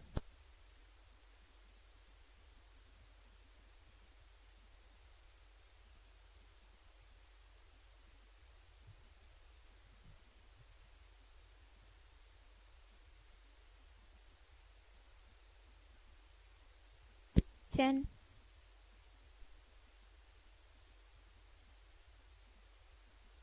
5. 3, 2, 1, go. Welcome back to Watson Stadium, 17-7, your score. But your Eagles are knocking on the door, and here is Ty Friend. Eagles a second down and 9. They have it at the Las Cruces 14-yard line. 8 seconds left, as Coach mentioned. The Eagles down by 10. Trips left, receiver right. Graham with the shotgun. He's back to pass with a 3-step drop. He's going to fire it left corner of the end zone over the shoulder. Caught near the back line. Is his foot in or not? We're waiting for it. Yes, it is. Touchdown, Eagles. a 14-yarder as a complete pass on that one. And boy, some excitement down the field for Caden Trevino. He's chest bumping and butt bumping, everything else you can imagine for the touchdown. And what a catch, what a drive. We were worried about running out the clock, and here we are scoring. Very critical points for the Eagles to pull within 3, pinning this PAT as Brian Baeza get ready to kick it for the Eagles after a 14-yard pass reception from Graham to Trevino. Good snap. The kick is up, and the kick is good. So Hobbs will run out the clock here in the first half with a big score. It's Las Cruces 17, your Eagles 14. We'll come back in 3 minutes live on Cool 95.7, YouTube, and HobbsAmerica.com. You're clear.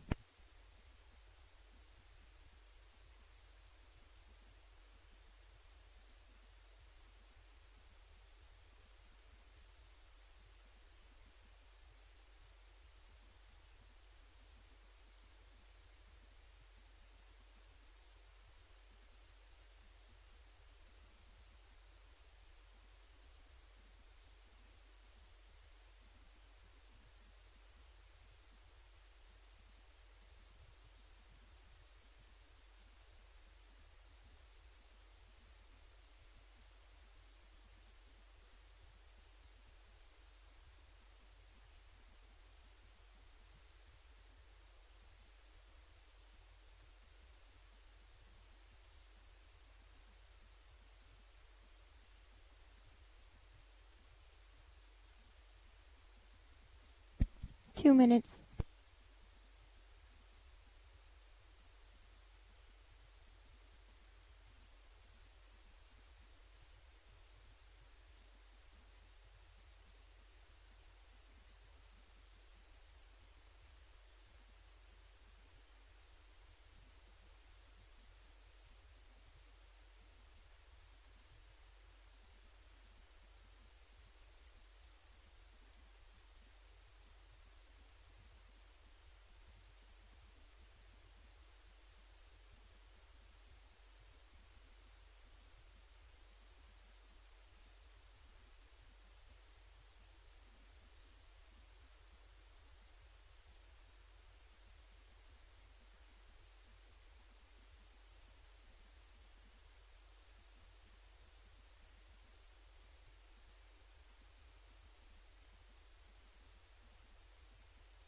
One minute.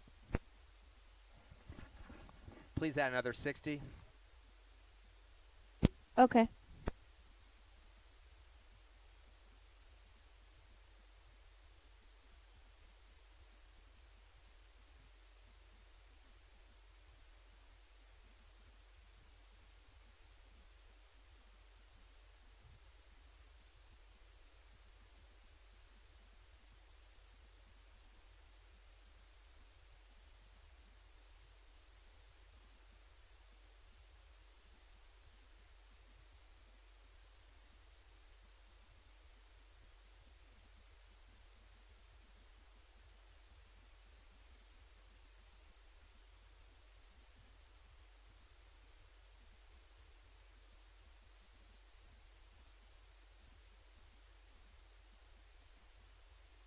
One minute.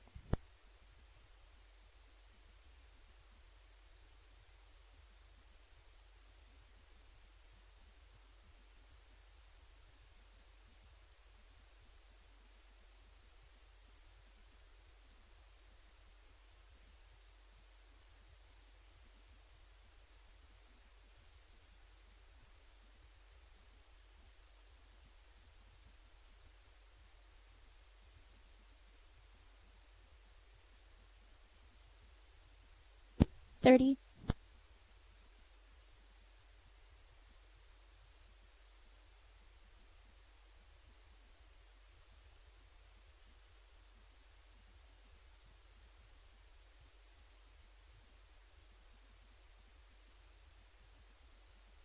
$10.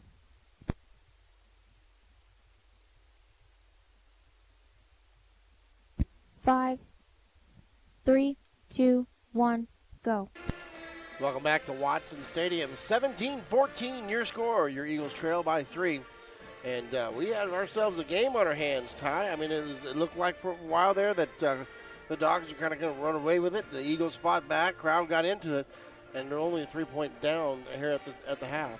Yeah, first drive, Eagles getting as far as the red zone and throwing an interception in the middle of the end zone. Second series, a lot of penalties, ended up giving the ball back to Las Cruces, and also the interception was the only turnover, but still kind of deflated on those first two drives, but come back pretty hard there. And like you said, got themselves back in this game. The scoring so far in the first half started off by Las Cruces, a 36-yard field goal at the 3:22 mark of the first, 3-0 the lead. Second quarter pass from their quarterback Boyd as he connects to Hawkins, making it 10-0.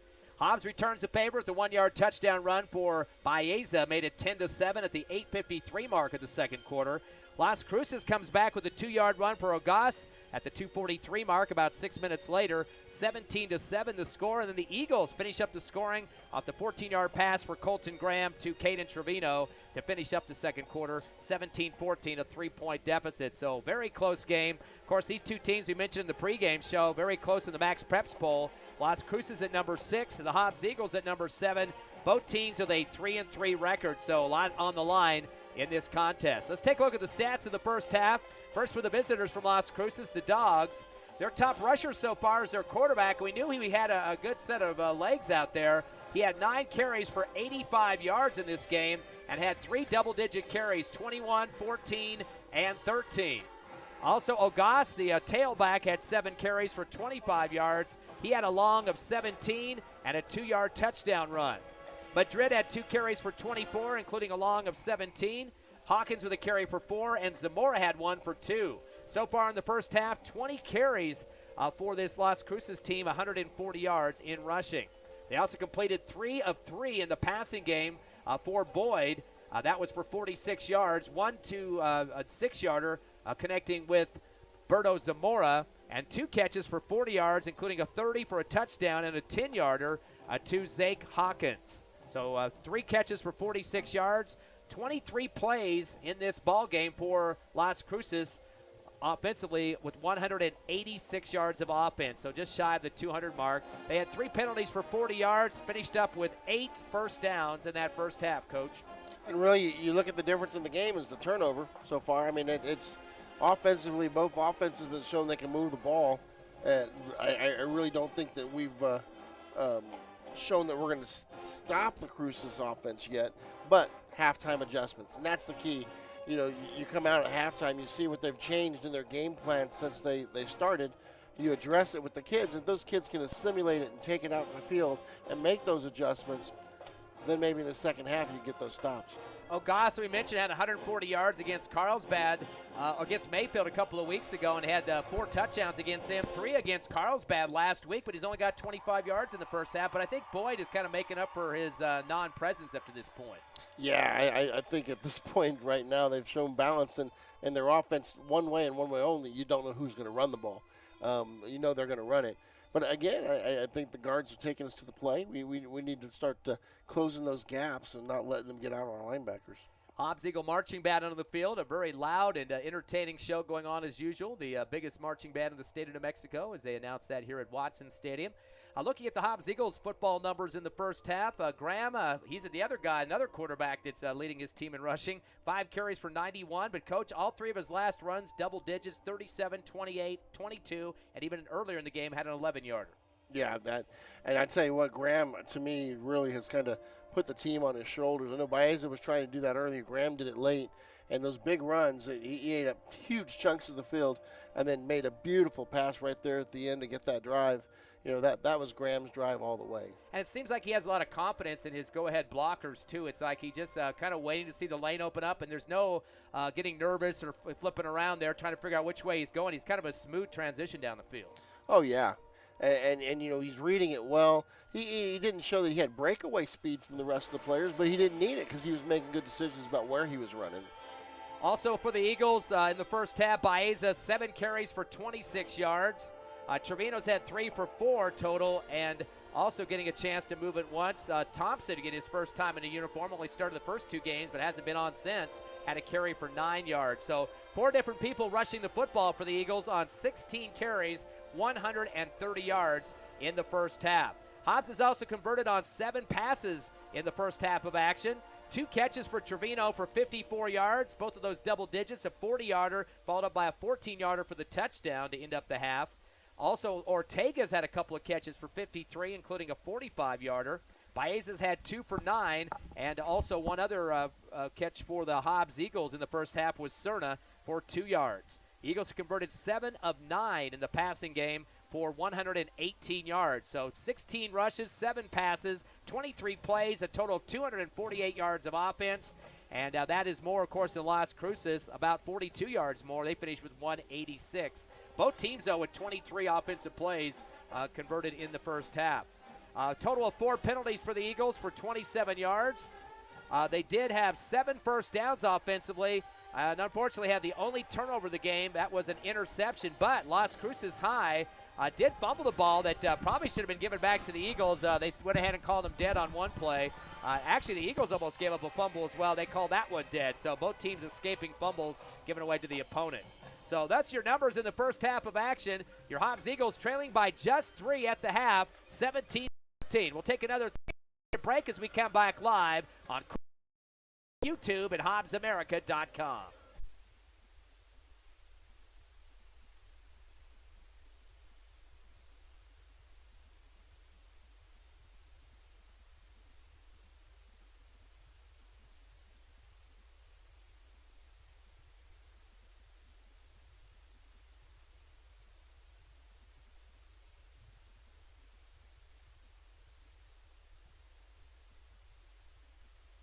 Brian.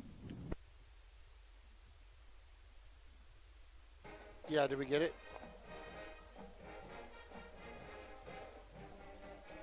Tiff, did we? I got you through the phone. Okay, great. Okay, great.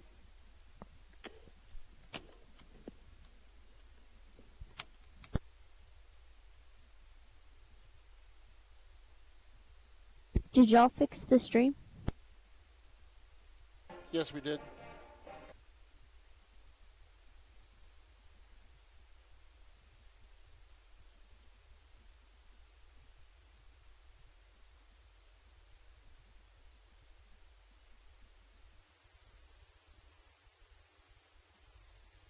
$30.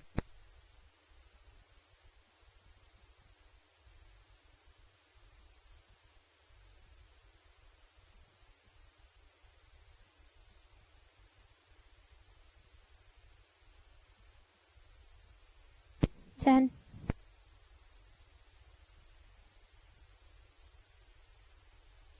$5. 3, 2, 1, go.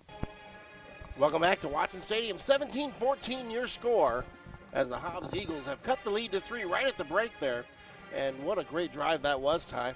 Yeah, definitely moving down the football. We were talking about that it was pretty important to try to get some more points on the board. Still, it's a 10-point game at that point, but then Trevino gets his body high up in the air near that back line and definitely had to kind of make a acrobatic move to get at least 1 foot down on that before going out of the bounds on the back. How he twisted up there and so contorted himself. He looked like Mr. Stretch going out there with his glove. Somehow got his paw on it and came down in bounds. What an amazing play by Trevino. So it's a 3-point ball game at the half, 17-14. A combined band show now on the field here at Watson Stadium, so we're here a little bit longer at the half. Coach, next Saturday the Eagles will be on the road in Las Cruces to take on Organ Mountain, formerly Oñate, currently sitting at 2-3 on the season. They open up with 2 wins at Albuquerque High. Beat them by 21, 35-14. Shut out Deming 21-0, but then lost their last 3 games by a combined 160-31. Mayfield, they were in Las Cruces, 47-10, losing that one. Blown out by Rio Rancho, 61-7 at home. That was a major blowout there. And Centennial beat them last week, 52-14. So 160-31, as I mentioned, in the last 3 games. That doesn't bode well for him. I bet you that didn't feel too good. No, and again, look at some of the teams, though. You got Rio Rancho, who's ranked number 1 in the state. Centennial in the top 5. those are two big opponents. And again, Mayfield, who's in the 5A now, but still top 5 there as well. But again, they could easily play in 6A this year. But what about tonight, Gadsden? Usually one of the has been the doormat of our district, but they moved out as an independent this year. Yeah, you know what?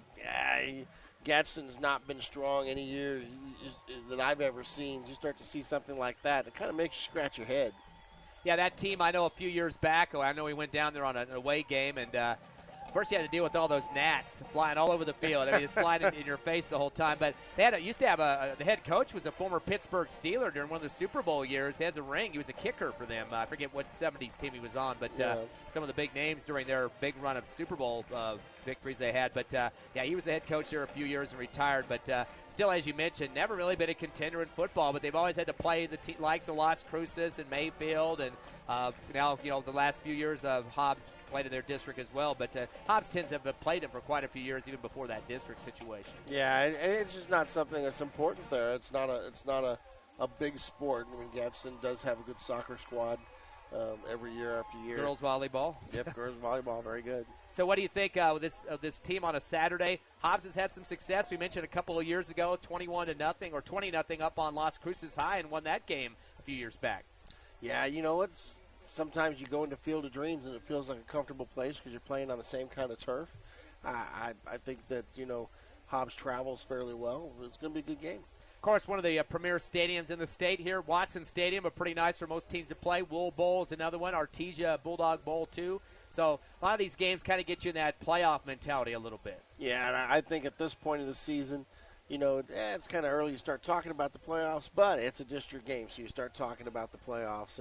And the thing is, every game now becomes important. You got to come away with wins, and you got to feed that monster, or else you're not going to be playing when it comes to the end of the season. Coach, pretty impressive in the district right now with Centennial. They've outscored their opponents 249 to 133. Now, that's giving up some points on defense, but 249 well ahead of the other teams in this district. Hobbs is the third closest at 135, and Las Cruces has scored 142, but you add their points tonight as well. And, of course, Las Cruces runs the ball a lot more, so they're not going to have as many high-scoring games because you're not throwing the ball as much. You're eating a lot more of the clock. Points alone doesn't really talk about how good your offense is. Points differential is what I love to see. The points differential between what you're giving up and what you're getting tells me how good your team is. Because if you're have a 2-1 margin or something like that, you're doubling up everybody, you're a pretty good team. And especially strength of schedule, you got to factor that in as well. The big question mark every year is Carlsbad. You kind of see this roller coaster effect. They'll pick off somebody, then they'll lose to people they probably shouldn't. They're currently 0-1. They lost last week to Las Cruces, as we mentioned earlier. Only scored 84 points this season, and tonight they are playing Centennial, so that's going to be a tough one for them. Yeah, I can't see Carlsbad coming away with a victory out there. But, again, Carlsbad rises up and surprises you. They get that chip on their shoulder and, they beat their chest and find some way to come up with a win. About 2 minutes away to start this second half. Eagles trail by 3, 17-14. We'll take a 60-second break, get you back here at Watson Stadium. First game of district on the Hobbs Eagle Network. You're clear.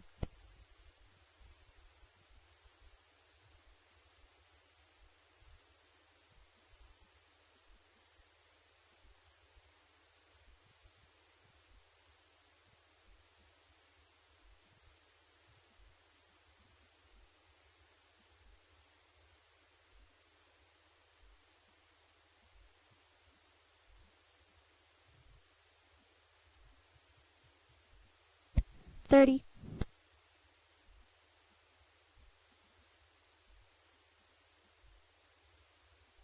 Go ahead and add us another 30, please. Okay.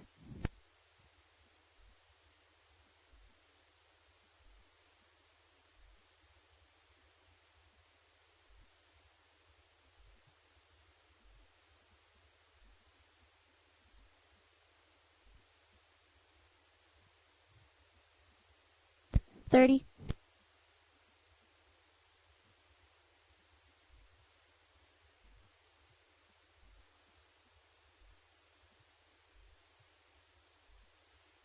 $15.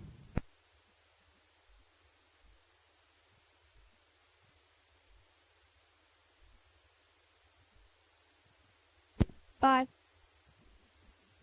3, 2, 1, go. Welcome back, Watson Stadium. Both teams getting their warm-ups in as they're back on the field, and we're looking at the second half, Ty. What do you expect to see from the Eagles here? I mean, how are we going to stop that Bulldogs offensive rushing attack? Well, I think you don't get down when there's a couple good plays that come up against you. You know, that's been some situation in the past. We've had some games where Hobbs is starting to see it go the other way, and you kind of see the deflation of the balloon a little bit. But I think we saw the comeback in that second quarter. The offense moved the ball down the field, didn't have a lot of problem with that. And we're seeing a lot more time for Colton Graham to deliver the football, too. That's important. Eagles have been able to look downfield a little bit. Haven't had a ton of, double-digit receptions yet, but still they're getting some good plays and some guys moving the football. Graham's doing a good job, as you mentioned, at the half here, looking down the field to see his avenue to go to in terms of running the ball. Defensively, as you mentioned, we got to shut down the quarterback. He's getting way too much time using those blockers ahead on the outsides, and he's cut up a few times up the middle. He's doing a good job of ball faking, putting the ball in the gut of somebody and pulling it out at the last second to read the defense. So we got to make sure we get some angles and get some help, community out there to help each other to take care of business on the outside. Absolutely, absolutely. Both teams on the field. Hobbs kicking off here left to right on your radio dial as we get second half underway. Looks like Baeza will be back out there as usual when he was out last week, but he has returned, and Hobbs are out without the services of James Moore in this game. He will not play. I believe Coach told me he's the one I was talking about earlier that won't be here till the playoffs. So that's a long projection of wait for him, unfortunately. Hope to see him back as soon as possible. Baeza keeps the sidewinder to bounce at the 15, picked up, brought across the 20 on the left hash, 30, near side 40, getting kind of bumped up in the air with his helmet that time, and then coming down hard for Las Cruces was Jacob Myers. And I believe Myers is the kid that was had that big run back. Yeah, he had the 80-yard kickoff return against Carlsbad last week for a touchdown just 8 seconds into the ball game. So he's definitely got some blow-away speed on the special teams. And we did get a score from Eunice and Jal. It was a second quarter score. Eunice was up 20-6. Whoa. Of course, the Panthers 5-1 on the season, too. Much improved. And Eunice has pretty much had their number the last 10 seasons, though, but we'd like to see the final on that one. 1st and 10 from the 38. Shotgun coming to Boyd. He bring a man in motion right to the left slot Hawkins. And there goes Boyd right with the run. Tucks it and goes. Angle right to the 40, 45, and brought down at the 46. So right back to the drawing board there for Las Cruces coach. And our linebackers are not coming up and filling gaps. We're going side to side with them, but when the quarterback turns his shoulders and comes forward, you've got to come forward and meet him in the hole. Boyd will get 7 on that play. He's got 10 carries for 92 yards, leading the Bulldogs. Next closest is Ogos with 25 yards on the ground, so he's definitely lower than normal. 2nd down and 3 now for the Dogs at their own 45-yard line. They lead 17-14. 5 in the box for the Eagles. They bring a man in motion left to right for Las Cruces. Hawkins now lining up as a left slot. Give the handoff to Ogos, going to the right far sideline, 40. 45 and getting close to the 50-yard line. Needed to get to the 47. He'll get plenty for that. And he'll give him 5 on that play. So Algas now with 30 yards on 8 carries and moves the chains for the Dogs now with 9 total first downs. And just like that, 2 plays, first down, that's not what we want. We've got to stop collecting blocks. We've got to find some way to get a little bit of penetration. Not a lot, but come down the line with that penetration. But right now our linebackers are just sitting back there collecting. Yeah, definitely need to do some shedding out there to try to get around and make a tackle, get some help on it as well. 1st and 10 from the 50 for Las Cruces. Twins left, receiver right, shotgun. Fake the handoff, back to passes Boyd, throws it down the middle of the post route, caught at the 25 to the 24-yard line, a first down. 26-yard pickup on the catch. As coming up with it is Hawkins. That'll be his 3rd catch, total of 66 yards. That'll be another first down for Las Cruces, total of 10 now, as they're knocking at the door. And an Eagle flat on his chest now out of the field. And I thought that I saw 21 on the jersey, but that had been Baeza playing defense, and that didn't make sense. He's on his back now. I'm not sure who this is. Got the trainers out there for the Eagles. And, they're trying to stretch him out as best they can and look underneath his – looks like they're trying to get underneath his – possibly maybe he got the wind knocked out or – well, he swung his arms around when he made the tackle and kind of fell sideways, so hard to see. And I'm looking down the sidelines. That may be Baeza out there trying to help out on defense too, because I don't see him anywhere on the sidelines. No, that's 24 instead of 21. They just there you peeled him go. off. That's Marcus Palma, the cornerback and free safety for the Eagles. Okay. The senior, and he's coming off by himself. The trainer's behind him, and they were kind of touching his chest there. I'm not sure. Maybe took a crack there with the helmet or something. I'm not sure. Yeah, maybe knocked out the wind there.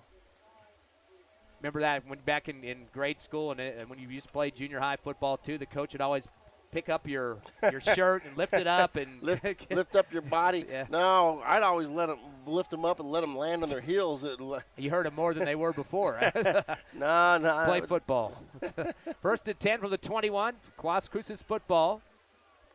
Twins left, no receivers right. Here we go. Just quarterback keeper coming around that right end again. 20, puts his head down close to the 15-yard line for another 6. And nothing remarkable about the play. He just angles off there and goes. It's just a simple zone right, and you have the running back lead block. That's all it is. It's just a 24 lead play, and it's very effective for them because when they see the lead blocker come up, your linebacker is supposed to come up and fill that hole right there. They're supposed to collect the block at the line of scrimmage. Instead, they're collecting the block 3 yards deep. Nobody else can get into the hole.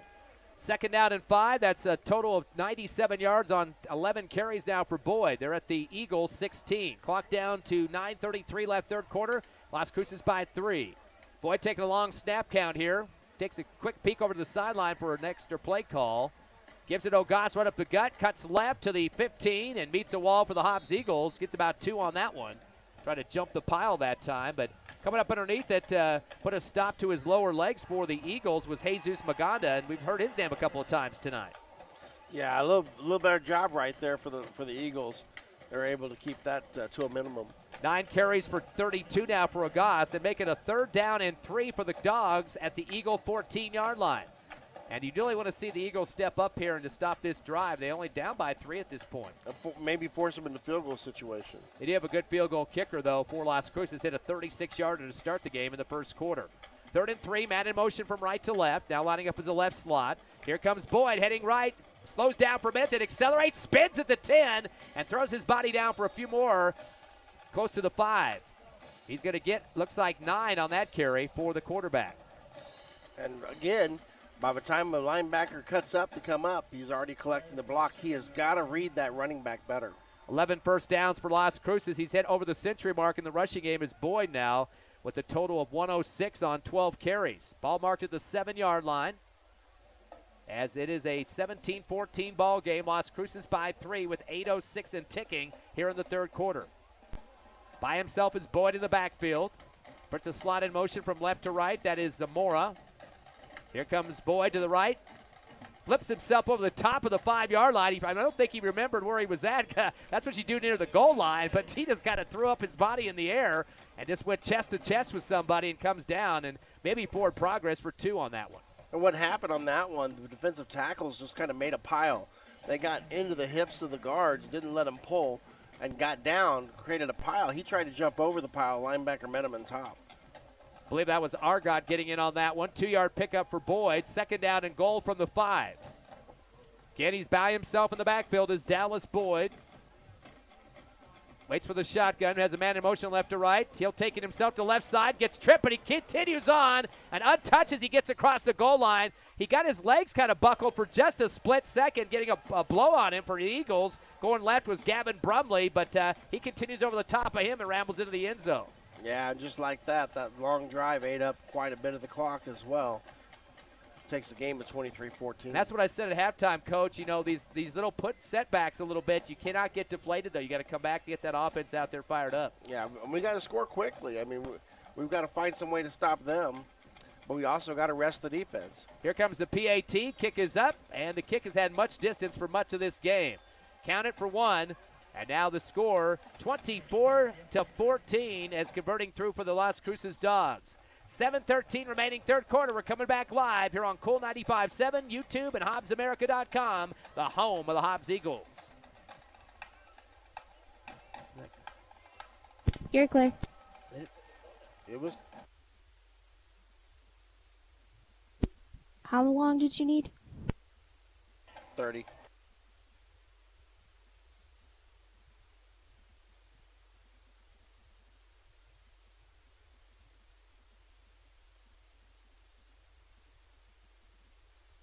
5, 3, 2, 1, go. Well, welcome back. 24-14, your score here as the Eagles trail by 10. Eagles set to receive the ball. Here's Ty Friend. I think a very important here, Coach. We get a good run back. We haven't had really that much great field position up to this point. And, of course, we know Royal has some good return speed for the Eagles. Baez is back there deep as well. Trevino's also heading back and going to get some extra help there for Hobbs deep as well for Jayone. Or is there one more player that I just saw? He moved up now, so he probably won't get the return. But here comes the kick from Las Cruces from their 40. End over end. And it will sail to the 17. A catch made. Here comes the Starburst. They fumbled the last one. Handoff on the left end to Trevino. 20, 25, 30. Far sideline. 35, 40. And brought down at the 44-yard line. A 24-yard return for Caden Trevino. And that's what you wanted to see. A shot in the arm for the Hobbs Eagles with some good field position. Yeah, you know what? When the Starburst works, it looks pretty. We just got to get more consistent and make it work every time. Hobbs will have it at their own 44-yard line. They trail 24-14. Clock with 6:59 remaining here in the third quarter. Hobbs looking to their first win of the district schedule. Cruces sitting at 1-0. 4 in the box now for Cruces. They have that big gap in the middle of that line. Trips right, receivers right, 1 left for the Eagles. Hand off to Baeza, shimmering those pads and tries to get out left and is dropped near the line of scrimmage. Had some good penetration coming at him from Rico Andrade, the linebacker. He got lucky to get back to the line of scrimmage, or maybe he fell forward for a yard there, it looks like. As they read it, I mean, they saw that gap open up. The linebackers came up and met the play at the hole. 8 carries for 27 yards for Baeza. Eagles going to take some time to look to the sideline on the play call here. Baeza came into this game on the rushing game for 325 yards, led the team in rushing. Colton Graham at 296. Eagles with 1,067 yards on the ground up to this game. Second down and 9 for the 45. Going to go with the audible. Everybody pulls out of the play, looks sideline. Now trips right, receiver left. Graham gets a shotgun. Handoff around the right end. Baeza cuts back 45, 50, and throws his body across the mid-stripe. He's going to get a total of 6 on that one into Las Cruces territory at the 49. And that was a good run by Baeza. He got north-south as soon as he had a gap, and he ended up getting us positive yards. 9 carries for 33 yards now. Third down and 2 for the Eagles at the Las Cruces 48. How big is this play here in Las Cruces territory? Yeah, I think we're already in 2-down territory. Going to delay a little bit here. Eagles taking their time. They get up on the line of scrimmage, and they look back and making sure Las Cruces doesn't have time to sub out there. They'll send a couple receivers left and 2 on the right short side in front of the Hobbs Eagle bench. Eagles going left to right on the radio dial. Make the handoff. Graham's getting pressure in the backfield, gets around the left end to the 50, tries to spin, and falls down to the 48. He had a man around his neck that time and getting a high grip on him and getting lucky he didn't take his head off. Koa Hoshiho, the defensive end on that right side. That will be a 2-yard pickup for Graham. He's got 7 carries for 93 now. Not certain. I don't think that's the way they drew that one up. Going to give him 2 to about the 47, so probably just maybe a yard on that carry instead of 2. 4th down and 1 now for the Eagles. Big play. Twins left and right. Graham with a hard snap count. Trying to see if he can draw the Dogs off. Coach Stevens watching the game clock. It's still got 10 seconds on it. They're going to tell him to go ahead and go with the play. They're going to go for it. Big one here. Underneath the center. Graham, no, they're going to do a direct snap back deep. In the backfield, Baeza spinning at the 50. 45. Continues up the right hash and takes the team with him for the first down. That kid will not give up. He's got 6 on that carry. That play was a 6-yard loss that Baeza just found something deep within him that turned it into a 6-yard gain. And I'd say he was wrapped up. And that play was made, and somehow Baeza made a play out of it. Yeah, they did. They had Graham underneath the center like he was taking a traditional snap, but they did a direct shotgun back to his teammate Baeza. That's his 3rd carry in the third quarter for 13, 39 overall. The Eagles pick up their 8th first down. They're now at the 42 of the Dogs. Trips left, receiver right. Graham in the shotgun. 3-step drop back to the 50. Sets and throws with a fade to the right side of the end zone and overthrows his receiver. Nice spiral, but a little bit long for the intended receiver, Silas Cern, on the near sideline. He was toe-to-toe with his defender about 5 yards out of the end zone. Yeah, Cern might have had a step on him, but it's just one of those things, you know. You probably threw it where the only person that could have got it was Cerna because he threw it over the shoulder, but he threw it long. Hey, I got an update on that Eunice Jowl score. They're tied up at 20 at the half. Oh, I thought Jow would give them a fight there, and they came back in that one. Hobbs 7 of 10 in the passing game for 118 yards. They're looking for their first reception here in the second half. It took a little delay. I think they made a change on the football there. Eagles have a couple of catches for Trevino for 54, 2 for 53 for Ortega. A couple other guys with single-digit catches so far. Eagles checking their wristbands. 2nd and 10 now from the Las Cruces 42 in the right hash. 4:02 left, third quarter, 24-14 Cruces. Go up the slide around from left to right. He goes to the 40, driving across for about 3 yards. As he plunges across the bodies of a couple Las Cruces defenders, that's Trevino, as he splattered himself over the top of Xavier Quintero. And they'll give him, looks like 4 on that play. So Trevino now with 4 carries for 8 yards. And we got to make sure that we keep him as a threat. You know, we know that the quarterback's been running well, but we got to make sure that we keep everybody getting the ball and not become stale and just do one thing. 3rd down and 6 for the Eagles in Las Cruces territory at their 38-yard line on the right hash.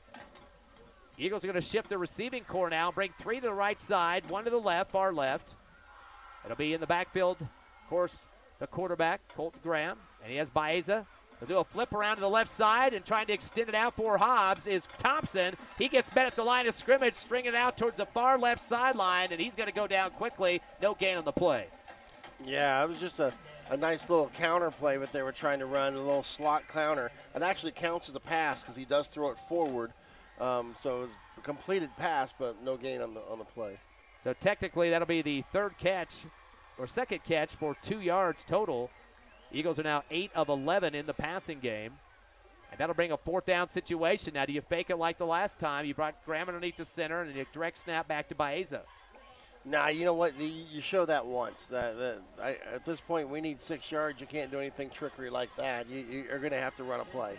You think they should go for it on this? A 4th down and about 6.5 from the Las Cruces 38-yard line. I'd try to get him to jump. Actually, we just let time expire. I think we called a timeout there. We're going to talk it over. Yeah, so Hobbs will take a break here with 2:21 remaining. In the third, they trail 24-14 to Las Cruces. We'll be back in 30 seconds on the Hobbs Eagle Network. You're clear.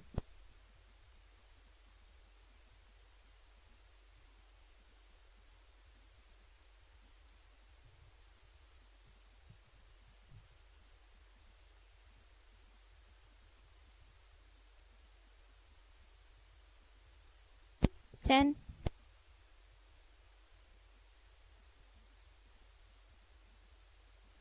5, 3, 2, 1, go. Welcome back to Watson Stadium. 24-14 the score. Hobbs trails by 10. Here's Ty Friend. Coach, 4th down and 7 for the Eagles at the 38. Coach Stevens calls a timeout right before the play or field clock expired there. What's he going over with this team? I mean, getting them off sides is one thing, but that's not going to get you a first down.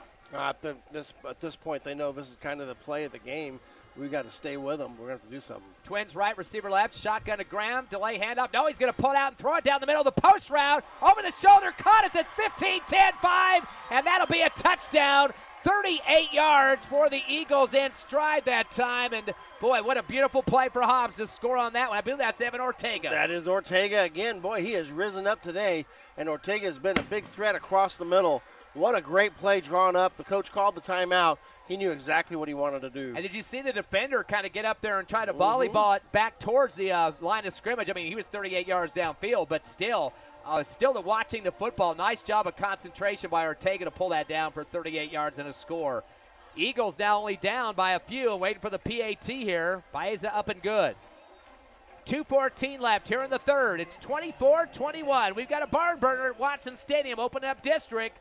30 seconds, we're back live with Hobbs Eagle football. You're clear.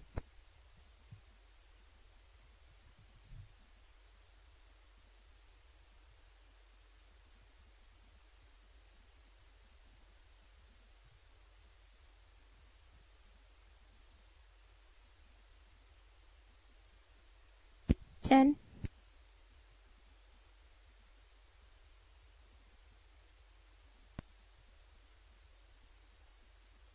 5, 3, 2, 1, go.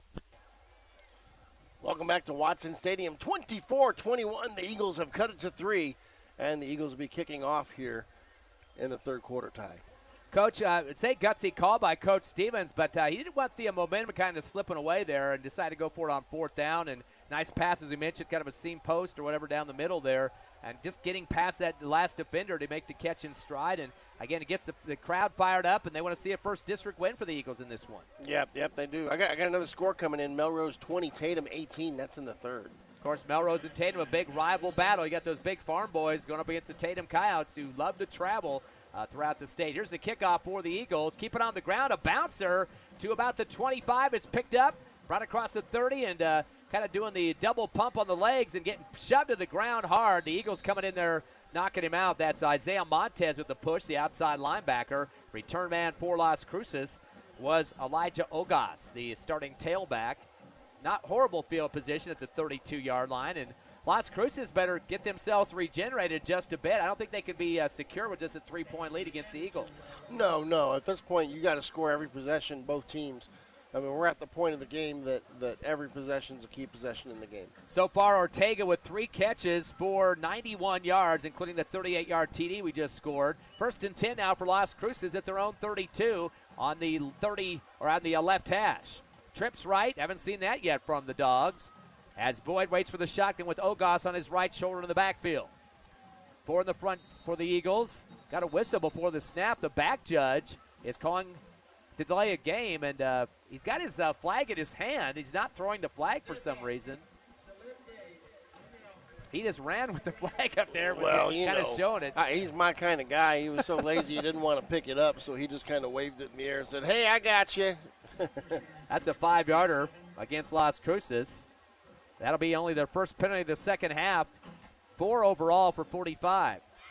First and 15 now from the 27. Trips right again. No receiver left. Shotgun. Here comes Boyd heading left. 30 to the near sideline to the 32. He's going to get close to about 5 yards out to back to the penalty yardage that they just lost. That's Andre Alvarado on the tackle again right there. But that's kind of a win for me. You hold him to 4 yards. It's 2nd and 11. I think this is a good situation. You go to that 3-man look on the right on the receiving core there. I mean, most teams are going to pass out of that, but no, Boyd just takes it. Nothing exciting, just heads off to the other side of the football field, and not many blockers on that side, but he'll use them, whatever he can get. Now he's using that lead blocking back right there. 2nd down and 11 now for the Dogs. They gave him 4 on that play. Twins or single receiver left and right. Shotgun Boyd. Pump fake, stays in the pocket, throws a fade on the near side. Nice spiral over the top, caught by the 30 to the 25, 20, 15 to the middle, 10, 5, and the touchdown for Las Cruces. They got it thrown from the 32-yard line, so that'll be a 68-yarder complete to Hawkins. He is their go-to guy long for the offense of this Dogs team. Yeah, and that's an injury touchdown because the person that's normally out there is on the sidelines and wasn't in the game. And that was the backup right there that he just burned. So a touchdown for Las Cruces. They answer the Eagles score moments ago as we wait the PAT. And the passes that have been unloaded by this Boyd quarterback. By the way, he's 4 for 4 now, kind of similar to last week. He was 6 for 6 against Carlsbad. He does have some spirals in his bag of tricks there. Kick is up and good on the PAT. And, we got some pushing after the play.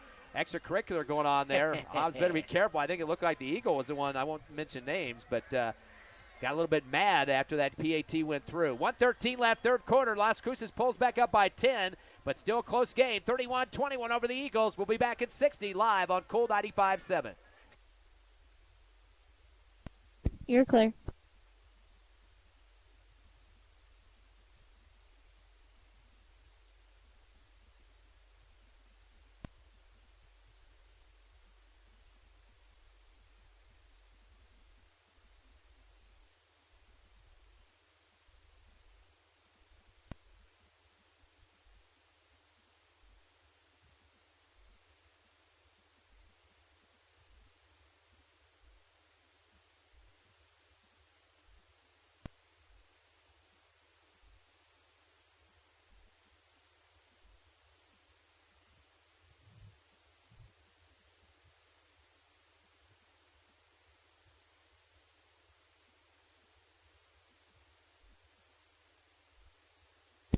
Ten. 5, 3, 2, 1. go. Welcome back to Watson Field. Here's Cruces kicking off, Ty. 10-point lead again for the Dogs. This one's a high, long one, end over end. It'll be caught at the 15-yard line. Here comes the starburst. Handoff around the right end to Baeza, 20 near side, 24. Drags 3 defenders out of bounds with him. Eagles been running the starburst on the last 3 kickoff returns. That was set up by, I believe, Trevino that time. Actually, it was Van Landingham. And, that time on the starburst, you don't know where the ball is going to come out, but I really like them trying to run to the wide side of the field. I think you tend to have a little bit more room to make decisions. You're freezing them. That's the whole point of the starburst. You freeze the defense. They don't know where it's coming out. You go to the wide side, you have a 3 or 4 step head start. 1:01 left, third quarter. Eagles down by 10, 31-21 to Las Cruces. Both teams came in with a 3-3 record overall. Receiver left, 3 to the short side here in front of the Hobbs Eagle bench. They'll get the handoff up the middle to Baeza with the spin to the 25 to the 28-yard line. Be a 4-yard pickup for the tailback. And these two teams don't like each other. There's a little bit of extracurricular activity going on. And referees coming over saying, hey, all right, that's enough, brother. Let's play some football. 43 yards on the ground for Baeza on 11 carries now. 2nd down and 6 from the 29-yard line. Again, Eagles down by 10. Hobbs been coming up to the line of scrimmage quickly, Coach, but still looking to the side. The clock has been running in some cases. They won't be able to do that as much in the fourth quarter if they're trailing. No, not if they're trailing by 10. When the game's close, it's one thing, but when you're at 10, you're kind of at that threshold. You got to make something happen. 20 seconds left here in the third. They get a snap after 3 left on the field clock. Handoff coming to the right end, but coming down quickly near the line of scrimmage as they got a bunch of guys wrapping up over the top of them. No chance really to go further than that. Diego Baeza, he'll get maybe a loss of 1 on the play, actually. Yeah. And Graham, because Baeza cut back, Graham got kind of cut from behind as he got caught in the action. That's the end of the third quarter. Eagles will face a 3rd down and 5 at their own 30, trailing by 10. We got more Hobbs Eagle football coming back with you at Watson Stadium in 30 seconds. Kirkler.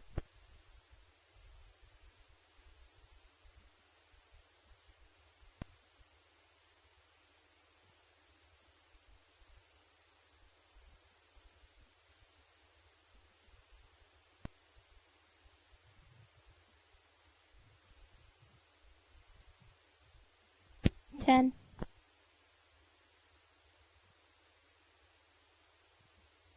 5, 3, 2, 1, go. Welcome back. 31-21 your score. Hobbs has the ball. They're driving, trying to get closer back into this game. Of course, the Eagles will be on the road next week, Coach, taking on Oregon Mountain, a team playing Anthony Gatson, independent squad tonight. And Nyate, now called Oregon Mountain after the last year or so with a big change there. We'll get to them in just a minute. But the Eagles ready to play some football. 3rd down and 5 from their 30. Back to passes. Graham out of the shotgun. Fakes a throw and tries to bounce out, but is dropped to the backfield. He didn't know it was coming. A major train rushing through the middle that time to put him down on the turf. He's going to lose a lot on that one. As the big boy getting through to make the plow down was Trey Evans, defensive tackle, 6'3", 260, Coach. And here we are, 4th down situation. Not a place where you'd really fake the ball, 4th and 12, 14. At this point, our defense is going to have to get a stop. That was a loss of 8 for the Eagles, and it'll bring up a 4th down and 12 and a half. Definitely not really a place to do a fake on this one, at least not yet. As kicking for the Eagles, punting I should say, is Silas Cerna. He's back about the 10. A lot of movement going on, and man in motion left to right is Ortega. They're going to go with the punt from the 14. A little bit of a wobbler. Bounces at the 45 of the Eagles. Continuing to roll. Picked up by Las Cruces. Boy, out of nowhere coming up the left hash. I thought he's just going to let it roll. Instead, scoops and goes. That was Berto Zamora. And, boy, if he would have got to the outside, he might have been gone from that about the 40-yard line. I can tell you this. The coach probably wasn't happy with him doing it. That's a very dangerous place to do something like that. And, yeah, he got away with it this time. But, I think the coach knows you really don't want him picking up the ball there. So that'll give Las Cruces some real good field position, though, at the Hobbs 42-yard line, a 1st and 10. I'm watching this chain crew set up the wrong direction. Yeah, I think somebody got the chain kind of wrapped up around the post as well. Cruces back up in the line. They'll sing receiver left and right. Back in the shotgun is Boyd. Brings a man to the right slot now. He'll take the run to the right. He has 2 blockers for him on the right 40 hash. He continues with his head down low and gets 4 on the carry. And this is not glamorous offense here. We've been seeing this for most of the game. Quarterback, keeper, get outside on the angles, have your tailback cut out and help to block. Receivers kind of push people inside, and that's about all you do. This is old wing T football, just being run from the shotgun. So Boyd will get another 4. He had a touchdown run of 5 here in the third quarter. Has over 100 yards rushing so far with the touchdown. Second down and about 6. Ball's now at the Eagle 38-yard line. Into the fourth quarter, 10:24 remaining, 31-21 Las Cruces. Receiver left and right. Boyd waiting for the shotgun. Looks to his left and right. Now he's back ready for the shotgun snap. Man in motion left to right. Fake the handoff. Here comes Boyd trying to go left with it. Bounces off one tackler and then gets across the 40, but he's behind the line of scrimmage. Loss of 2. Eagles buck up on that front line to make sure there's no gap coming up the middle. And coming down low for the Eagles was Aldo Argoth, the linebacker.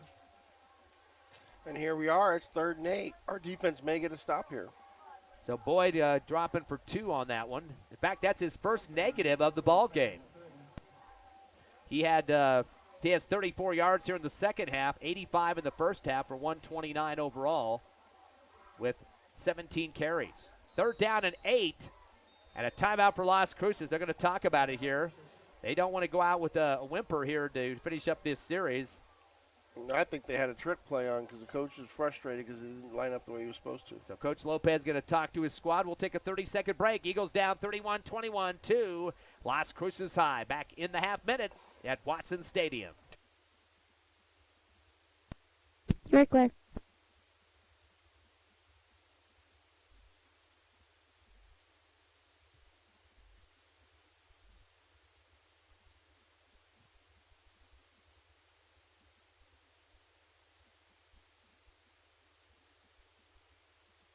Ten.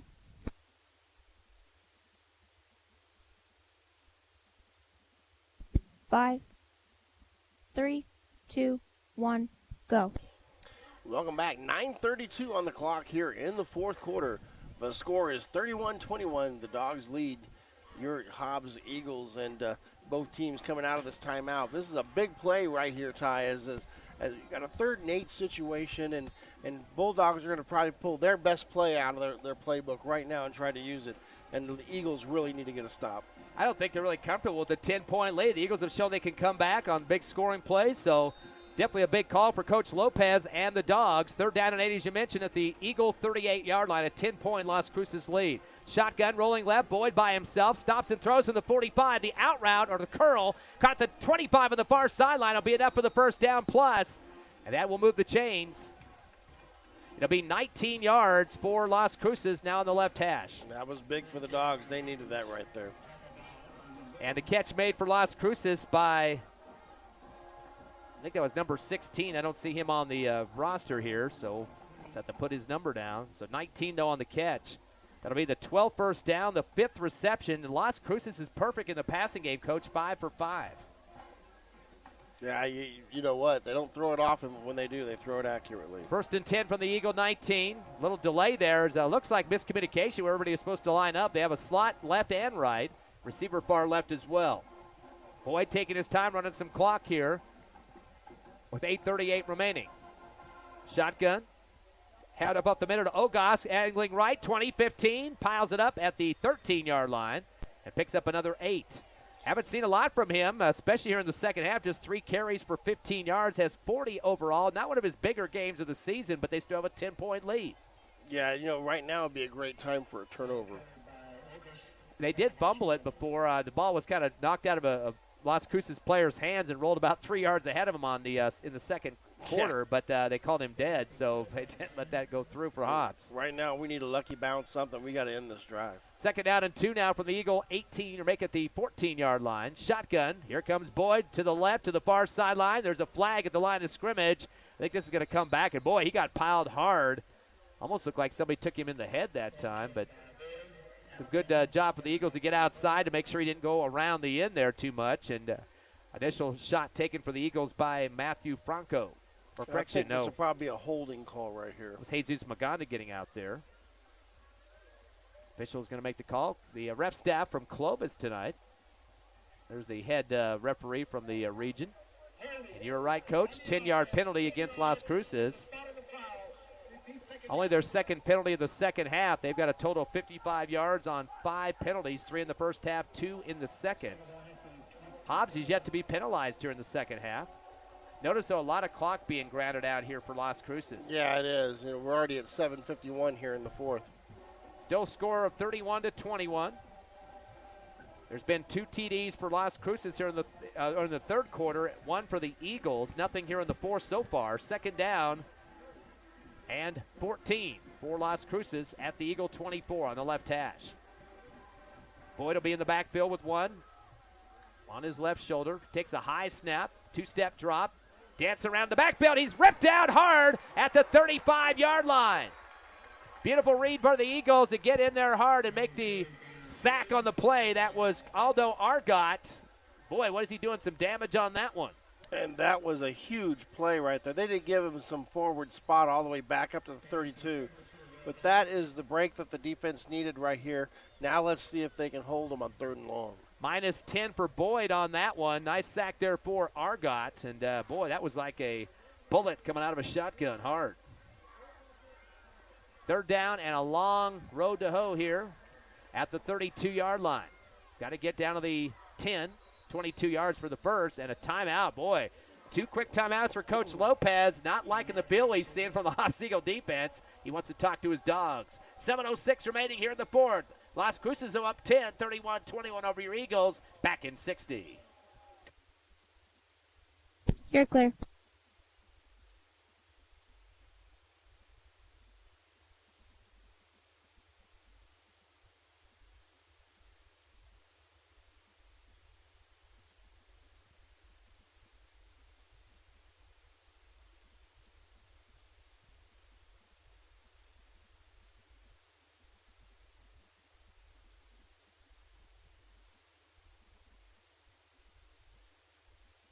Thirty.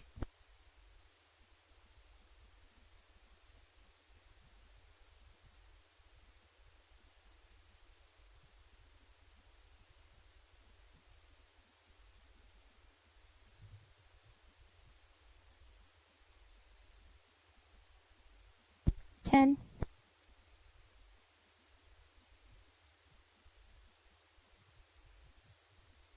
5, 3, 2, 1, go. Welcome back to Watson Stadium. A long throw for Boyd in the left corner of the end zone. Looks like they're going to call a PI against the Eagles on a 3rd down and about 22, and Eagles aren't liking that one. That's going to be a PI in the back of the end zone and a fade shot to the left side of the field there for Las Cruces. And that'll be a 15-yard penalty. That won't be an automatic first down here in high school football, but that will get back a lot of the penalty yardage or the sack yardage that they were facing just minutes ago. Hobbs fans thought it was just a collision. Nobody causing an advantage on that one. That will be half the distance, though, because it's inside the 30. So let's see where they're going to – that should be about the 12.5-yard line. Except where was the original line of scrimmage? They actually moved it before the ref finished walking. So 15-yarder against the Eagles. The Hobbs fans reacting with some loud boos here. That's the 5th penalty for just 42 yards in this ball game, just the first of the second half. And that'll be making it a little bit more reasonable for Las Cruces, a 3rd down and 7 from the Eagles 17. Play of the game. We need the crowd in this. 10-yard or 10-point lead for Las Cruces. Boyd wait for the shotgun. 3-step drop. He wants to pass. He's going to throw the out route off the fingertips, diving in the air at the 8-yard line. Good effort out there with the Superman cape for the wide receiver. Comes off the tip, so out of bounds, far left side. That was Zake Hawkins. And, boy, he's had a lot of catches in this game for Las Cruces, as he had 4 catches for 134 yards and 2 touchdowns, a 30-yarder and a 68-yarder. Yeah, they're going to bring on the field goal team here. Coach, that was the first incomplete pass for Boyd at quarterback tonight for Las Cruces. Yes, sir. That'll be a 34-yard field goal attempt for the Dogs. They made one from 36 earlier. Kick is up. It's end over end, and the kick is inside the right upright. So 34 yards on that one at the 36-yarder earlier. Fortunately, we don't have the number. We have a number, but it's not on the roster at this point. We'll try to see if we can find that here A second field goal converted for the Dogs. They lead now their biggest lead of the game, 34-21 over your Eagles. 6:48 left here in the finale quarter. Come back with us in 30 seconds. You're clear.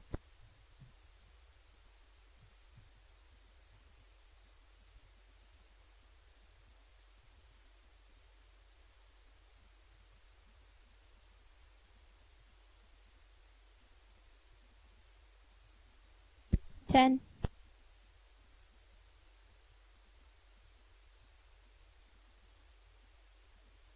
5, 3, 2, 1, go. Welcome back to Watson Stadium, 34-21. The Las Cruces Dogs are up on your Eagles. Here's Ty Friend. Destin Walker, the field goal kicker for Las Cruces on the last 34-yard. He's got his second of the ball game, and that's, again, the biggest lead of the contest. Just 13, though, 34-21. Las Cruces over your Hobbs Eagles, 6:48 remaining. Eagles been running the starburst more effectively the last couple of times on the kickoffs. This one's going to sail back deep to the goal line, and then going in the back in the end zone is for the Eagles, Jayoni Royal. And he's had that happen to him about 3 times in this game. He's getting tired of trying to judge where that ball is going to go. Is it going to go across the goal line, or do you have to jump forward, or what? But he's kind of stumbled on all 3 of those and trying to make a decision on them. Yeah, I think he wanted to return that one. 20-yard line, the Eagles, we have the automatic touchback. Third time that we've seen that tonight. As they all look to the sideline to get the plays. They have to be really quick to get up to the line, especially when the clock is rolling here. Sounds like a cliche, but they burned a lot of time in that third quarter by doing that, even though the game was pretty close with 3 points and then 10-point leads at some points. First and 10 from the 20. They'll shift 2 of the receivers to the right side. That include Caden Trevino and Thompson. 1 receiver left. Shotgun, back to pass. Graham's going to look. Fades it down the middle, over the shoulder, Baez at 40, 45, 50, Las Cruces 40, 35, left side 30, 25, 20, zigzags back to the 15, 10, 5, touchdown, 80-yard pass reception for a TD. What about the zigzagging route towards the end there? Looked like Eric Dickerson out there, just left and right, and just kept going. Amazing catch and run. That kid just put the team on his back and said, I'm not going to let us lose tonight. 80 yards on the reception exactly. It started from the 20-yard line. He made up about 20 yards at the end of that run by his nifty moves there. Far near left sideline in front of the Hobbs Eagle bench. Zigzagged it back to the middle and scored. Baeza will kick for the extra point. We'll see. This might be a fake here. Eagles down by 7. Yeah, they're going to go ahead and kick it end over end. It's going to go right through the middle of the uprights. Count it. So we've got a football game here, a touchdown differential. 34-27, here's your score. 6:29 remaining in the fourth. We'll come back in 30 seconds. It's not going to be a one that you want to miss here in the fourth. You're clear.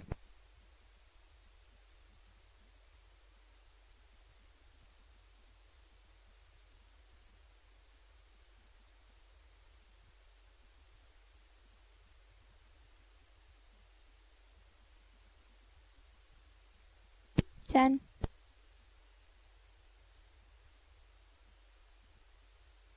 5, 3, 2, 1, go. Welcome back. It is 34-28, a 6-point lead here, and the Eagles have cut this into a 1-score ball game, trying to come back. Do we see an onside kick here, Ty? Well, good question. I think there's enough time that you don't really need that necessarily. I mean, Las Cruces, I'm sure, are going to be ready for that situation. But, again, with the way they like to keep that clock moving with the running game, that's, Hobbs is already, I think they have, 2 timeouts remaining, or do they burn 2? I think they might, they have 2 left. So that gives them a little breathing room there. But I think you're going to let them try to run it back here, maybe try to punch the ball out for fumble recovery or something. But they got a guy that can return deep. Maes, 80-yard kickoff return last week against Carlsbad. He's definitely a guy they want to keep the ball away from. Yeah, I would love to see us to try to do something where we have an opportunity to recover it ourselves. Maes go, it's the onside, as you mentioned, a bouncer at the 50. It's rolling around. The Eagles recover at the Las Cruces 48-yard line. Exactly what you called for, Coach, and coming up with a big recovery for the Hobbs Eagles. I'm going to double check the number here. 62. 62 for Hobbs. That is Joaquin Sanchez. And he's getting a big celebration, slapping his helmet on the sideline. So a fumble, first turnover of the game for Las Cruces at a critical time. Eagle football in the recovery on the kickoff. Ask and you shall receive. 1st and 10 for Hobbs at the Las Cruces 48. Again, the Eagles losing big the last time they played in 2019, 47-0. They don't want to have that happen again. It looks like they're going to try to get this one closer. 1st and 10 from the 48. Going to give it to Baez up the gut to the 45. Continues to bounce. He wants more than just 7. He's going to get about 8 now at the 41-yard line. An 8-yard pickup for Baeza. 50 yards overall on 13 carries for him. 2nd down and 3 now for the Eagles at the 41. Got a score coming in. Tatum 24, Melrose 20. That's in the 3rd. Ooh, that's a good comeback for Tatum in that one. He got Eunice and Jal tonight as well. We'll get an update on that. Trips left, receiver right. 2nd down and 3 for the Eagles. Shotgun back to Graham at the 45. Fakes the handoff, cuts right, 40, and close to the 36-yard line. Needed to get to the 38, so he got plenty on that one. Gets 4 and moves the chains for the Eagles. He's got 88 on the ground on 8 carries. That'll be a 9th first down for the Eagles. Knocking at the door at the 36-yard line. They trail just by 6, 34-28 with 5:42 remaining. Not as much urgency now as Uke will take the lead with a touchdown and a PAT coach and forcing Las Cruces to hurry up their offense on their next possession. Yeah, but, that's the thing. I think we need to make this drive not instantaneous. We need to burn some clock, too. Baez or make it Trevino. He kind of hurdles over a man, tries to spin at the 33 as he'll get 3 on that carry. Trevino now has 5 carries for 11 yards. 2nd down and 7 from the Las Cruces 33.5-yard line. Clock continues to run at 5:10 remaining. Eagles looking to the sideline for the play call. Don't forget, next Saturday we'll be on the road in Las Cruces against Oregon Mountain High School, formerly Oñate. Twins left. One receiver to the far right side. Split formation backfield with the counter fake. Dump it with the screen pass left to Trevino. 35. Tries to head to the left hash and then backpedals his way for a few more yards. He'll get 3 on that one. And he should have got north-south on that. When he tried to bounce it, he had himself a gap, and he had a lot more yardage if he just got into the gap and dragged the guy. But he bounced right into the play. He's had 3 catches for 57 yards so far for the Eagles. 3rd down and a long 6 now at the 32 of the Dogs on the left hash. They're letting this clock run, too. They're not going to hurry up the offense too much. 4:20 and ticking. Down by 6 are the Eagles. I got a Jal score. Jal 32, Eunice 20. Second half one on that. Trips right, receiver left. Shotgun Graham. Low handoff to Baeza. No fake. Graham was going to try to tuck it and go. Probably been better just to hand it to Baeza. He went down quickly in the backfield. That's going to hurt him a little bit. I don't think Graham was the one that's supposed to have the ball. Van Landingham was coming down the line. I think it was that counter play that we ran, but they got so much penetration that they just blew it up before it developed. Yeah, Baeza angled off to the right, and he pulled it away from him, but probably should have let it go off the fingertip there. -4 on that one. It'll be a 4th down and 10 now for the Eagles at the 36. Big play here. Trips right, receiver left. Graham wanting shotgun. 3-step drop back to the 45. Stays in the pocket. Fires down the middle, seam route, but throws it right to the defender in the end zone for a second INT. Ball's fumbled across the goal line. Picked up at the 5 for Las Cruces. And it looks like they'll recover and get the ball back. Dumb question. You can't advance to fumble. If he fumbled at the goal line, isn't that a safety? Well, it's not a safety. I mean, the ball's still in play. I mean, yes, but you can't advance the fumble. So from the spot they could have stopped it dead, probably. Yeah, that's a possibility. Yeah, look like they're moving it back to the 5. That might be where they might. Yeah, that's what they did. They moved it back to the 5. That's where the fumble occurred. It went forward by about 5 yards. Oh, so he fumbled in the end zone. Oh, you're right. Yeah, that is true. And that's what I'm wondering. But why are they marking it to 5 then? Because the ball came forward, though. Yeah, that's what I was trying to say. Yeah. He fumbled from the end zone. You can't advance a fumble. That should have been a safety in the end zone. Yeah, I'm not sure where they said maybe they said he was at the 1. I don't know. That's a good question on that. But either one. way, that'd have been at the 1. So it's going to be at the 5 on the right hash. So the INT, regardless, we're not going to debate on that one for sure. That's fortunately a big turnover for the Eagles. They're going to go up the middle with Boyd as he gets across the 10, 5 yards on the pickup for him. He's going to run some clock here, definitely in their advantage at this point, late in the 4th quarter with 3:14 and ticking. 6-point lead for Las Cruces, 34-28 over Hobbs. Got to have a fumble at this point. So 2 turnovers for the Eagles and a fumble for Las Cruces on that kickoff return that gave the Eagles the ball back and a chance to take the lead. 2nd down and 5. from the 11. Boyd by himself in the backfield. Kind of dangerous situation with no blockers back there. Oh, he's got blockers. He's got a slot man coming. Fakes the handoff. Boyd will take it up the middle, zigzagging himself to the 14-yard line. About another 3 for Boyd. That's the thing about that offensive design that they use. They're always pulling somebody to be the blocker. Clock will stop with 2:35 and a timeout called by the Eagles. They definitely want to have a chance to get this ball back. Third down at about half a yard. We'll keep it right here at the 14. Now let's talk about both coaches' strategies here. Eagles have they're going to have to be watching for the run. I mean, it's third and short, but they're going to have another opportunity. I don't think Las Cruces would necessarily go for it, would they, if they don't make the first No, here? they're not going to go for it on fourth down. That would be, crazy this deep in their own territory. However, they only need about a half a yard here. They'll probably do a quarterback sneak. They'll try to do something else. We're going to have to bring in everybody and just bring the house. I'd say go cover 0, man-to-man, and bring everybody else right up the middle. Now, Coach Lopez has not been tricky in this ball game. I mean, is there anything special he'd put in here besides Boyd just taking it? Now, maybe a wide dump where you fake the handoff, or you line up where you can fake to a fullback coming across the middle and then just dump it to the tight end coming right out of the crouch. More importantly, the Eagles with only one timeout left, so if they need to burn it, they're going to have to burn it on one of those early downs of the next series here, because if they get a first here, they're going to have 4 new downs. Third and short from the 14-yard line. Back to live actions. Receivers left and right. Boyd going to ask for the shotgun. Hand it off. Ogas to the left side, and he gets across the first down. Hobbs is showing fumble, but I think he was down.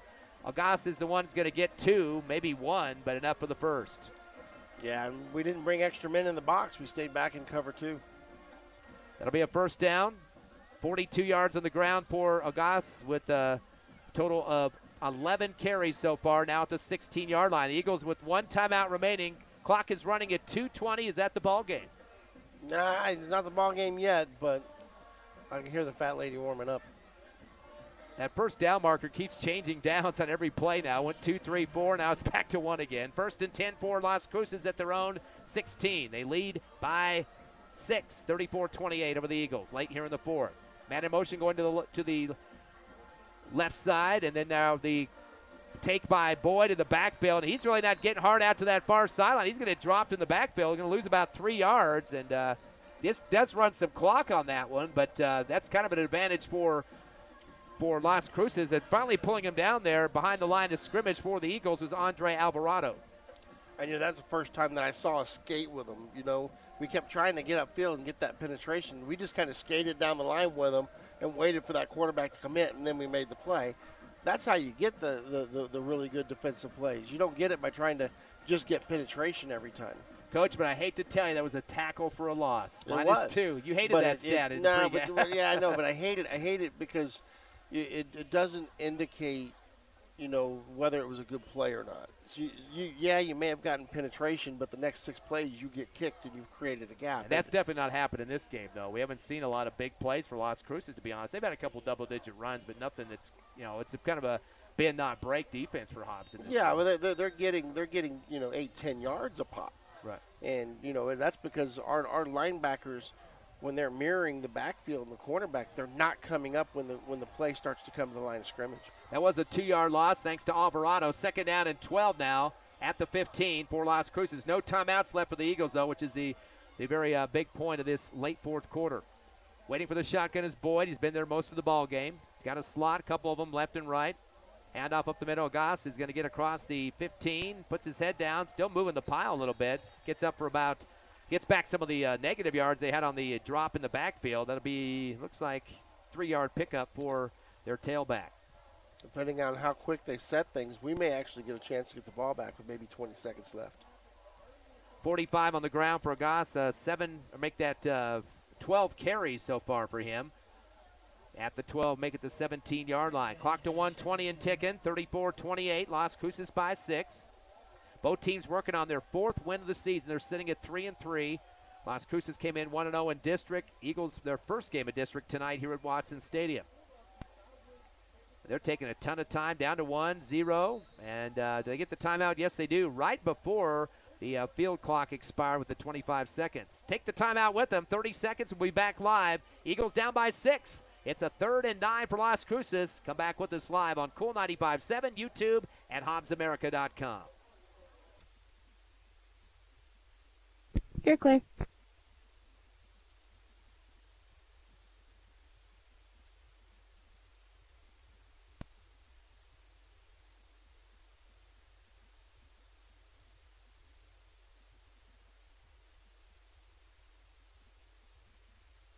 Ten.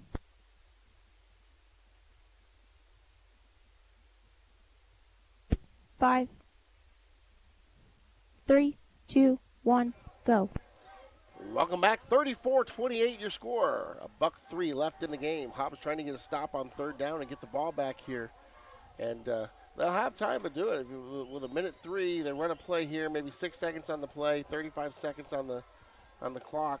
You'd be looking at about 25, 30 seconds left. Third down and 9 from the 17-yard or 16 and a half for Las Cruces. They lead by 6. Bring a slot in motion. They fake it. Going up the middle is a cornerback, Boyd. And he's only going to get about 3. He just put his helmet down, got low to the ground. And they're going to give him maybe just 2. Yeah, 2 yards for Boyd on a third down and 9. So now it's fourth down from the 20-yard line. You thought the Eagles would get it back with about 20 seconds left. It's going to be very close to that, Coach. It's going to be ticking now right at 40. Yeah, it'll be 23 seconds left with the differential between the clocks. And Las Cruces breaking the huddle kind of quickly here with 16 seconds on the field clock. They'll probably wait till the last second to snap it, but they're in punt situation definitely here. How big would a return be here for a touchdown? That's definitely would be the big return means a W on the scoreboard in the final in the book here. The punt will be away from the 10-yard line. Not a lot of pressure for the Eagles. Nice spiral kick, though, back to the 30-yard line. And it'll be returned for the Eagles at the 35, 40, heading to the near sideline, 45, 50. Into Cruces territory, 40, 30, 25. There's a flag, though, 20, 15, 10, 5, touchdown. But they have a flag at the 41. Coaching staff with their hands on their heads. Coach Stevens knows what's going to happen here with 1 second left on the clock. Eagles don't actually know as a team at this point. Boy. Yeah, they had a peel back block. And that's going to be the return for the Eagles that time, Hector Armendariz. And that would have been for about 70 yards. But the flag is at the 41 of Las Cruces. That gives him a play, though. That should be at least 2 or 3 seconds they're going to probably add to the clock.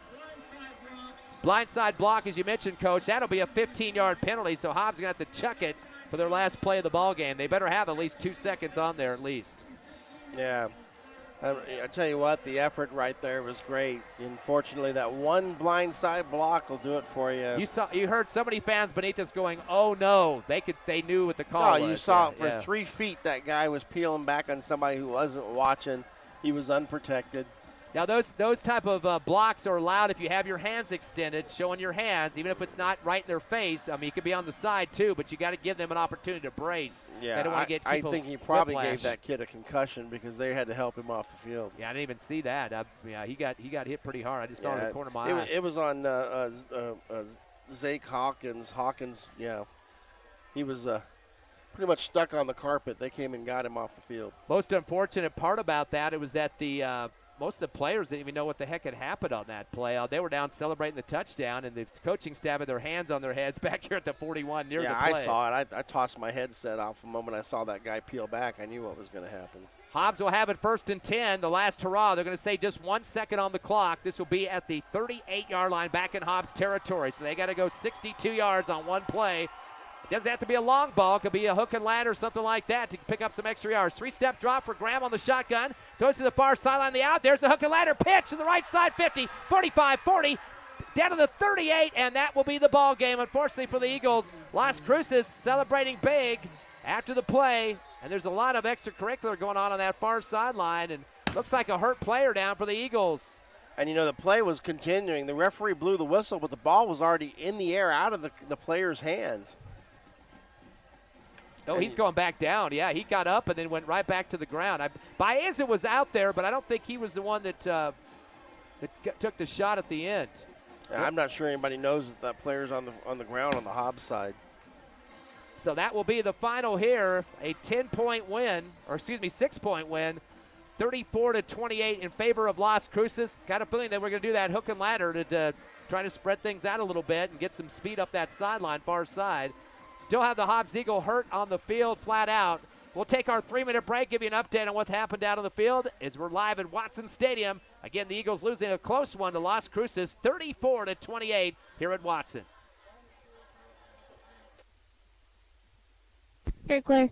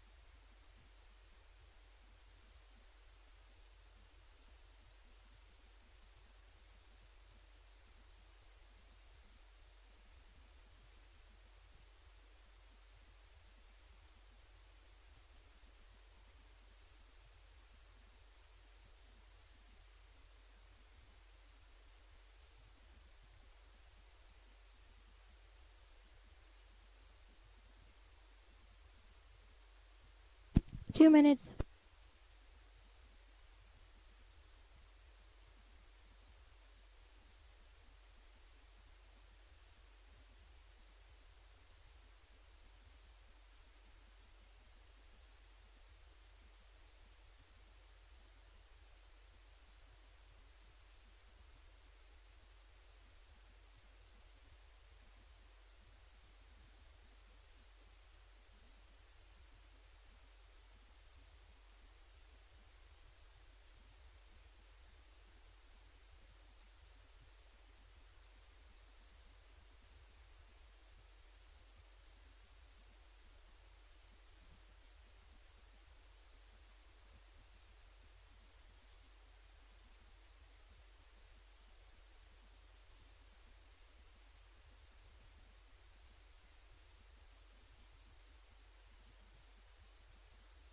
One minute. Please add another minute, please. Okay.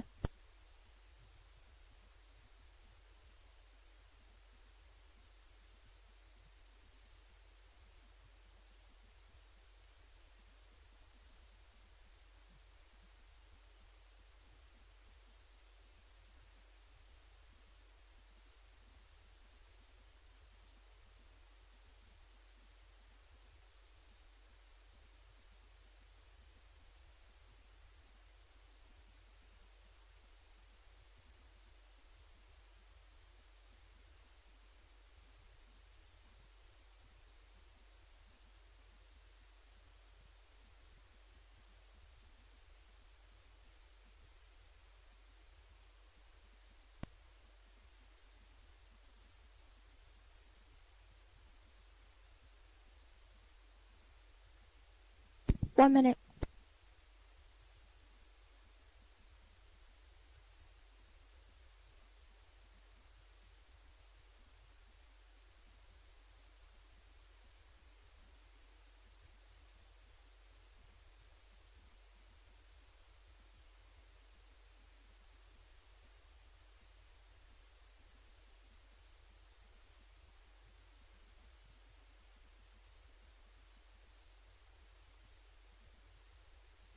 $30. One more 30, please. Okay.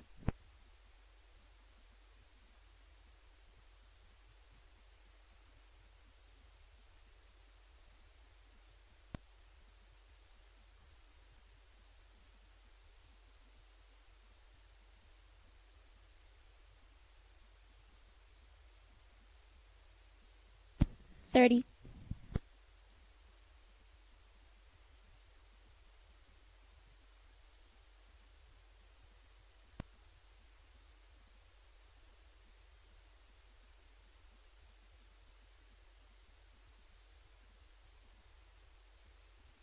$10.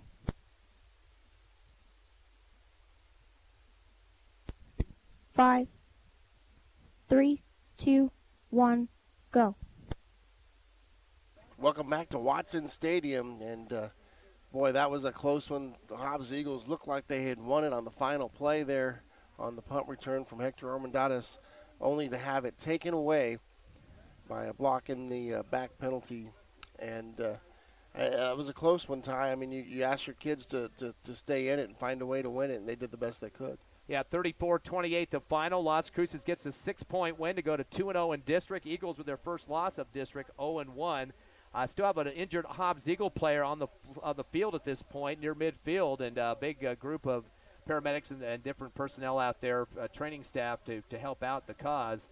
We haven't had a chance to find out the player's number. We saw a few players in the area. Don't want to jump the gun there and mention one and to be wrong about it, but quite a few parents out there to try to help out as well. But, boy, exciting game in this one. Eagles had a chance for another touchdown that was intercepted in the end zone. We had that happen the first possession of the ball game too, Coach. Yep, and, we talked about turnovers being the difference, and this is one of those games where I think that was the difference maker in this game. It gave them the 3 points at the start and lead.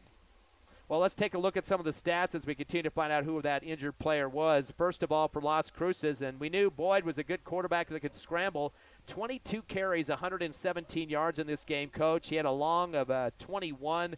Also had a 5-yard touchdown scamper, put 6 on the board as well. That kid is very hard to stop and just kind of a straight-up runner using his blockers smartly, and nothing special about the play calls. I mean, he just go up in front runner and go get it done. Yeah, and that's the thing. Sometimes you have to use the KISS method, and that's exactly what was done there. You just kind of went straight forward and did what you had to. You just got the yards.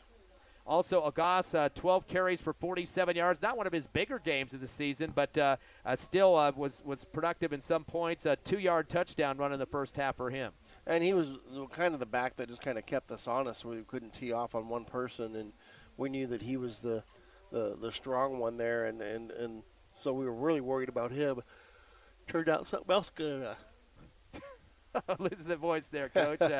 So a couple other guys getting some. Madrid, 2 rushes for 24. Hawkins had a carry for 4, and Zamora a carry for 2 yards. 38 total rushing plays for Las Cruces, 194. I'm sure that doesn't surprise you, though, does it? No, not at all. I mean, it was expected. It was, going to happen, and it did happen. They get 11 catches in this game. Let me rephrase that. They 6 catches out of 7 attempts. There we go. Missed 1 pass reception in this game. That was in the second half. Their big numbers really got them on some big charges going on the offense. Zake Hawkins, he had 4 catches for 134 yards. All 4 of those receptions, Coach, were double digits. 10, 26, 30 for a touchdown, and 68 for a touchdown. Even though their rushing was pretty dominant in this game, he was a big factor when it came to the passing department. Absolutely. It kept us honest. I mean, even at the end, we were still in cover 2 because we were worried about them going over the top like that. And you got to have balance. They didn't have a true balance, but they had enough of a threat that the balance was there.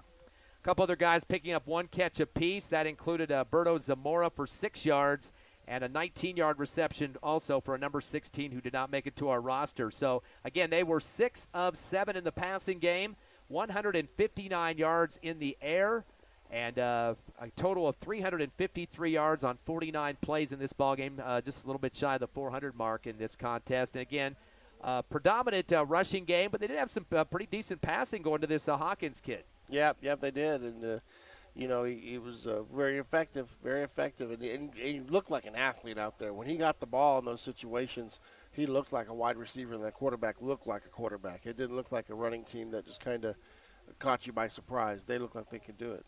Las Cruces with 12 first downs and, of course, running a ton of clock in this ball game. Definitely with the running game, that's what you can expect. They did have a total of 5 penalties for 55 yards, and that 1 fumble recovery on the kickoff, or fumble for Las Cruces recovered by the Hobbs Eagles in that last kickoff. That could have almost sealed their fate. Eagles were driving down the field and unfortunately couldn't put the last score in. Yeah, and we had installed in quite a few drives. Our offensive output was very strong. That was just not the time, and unfortunately it hurt us.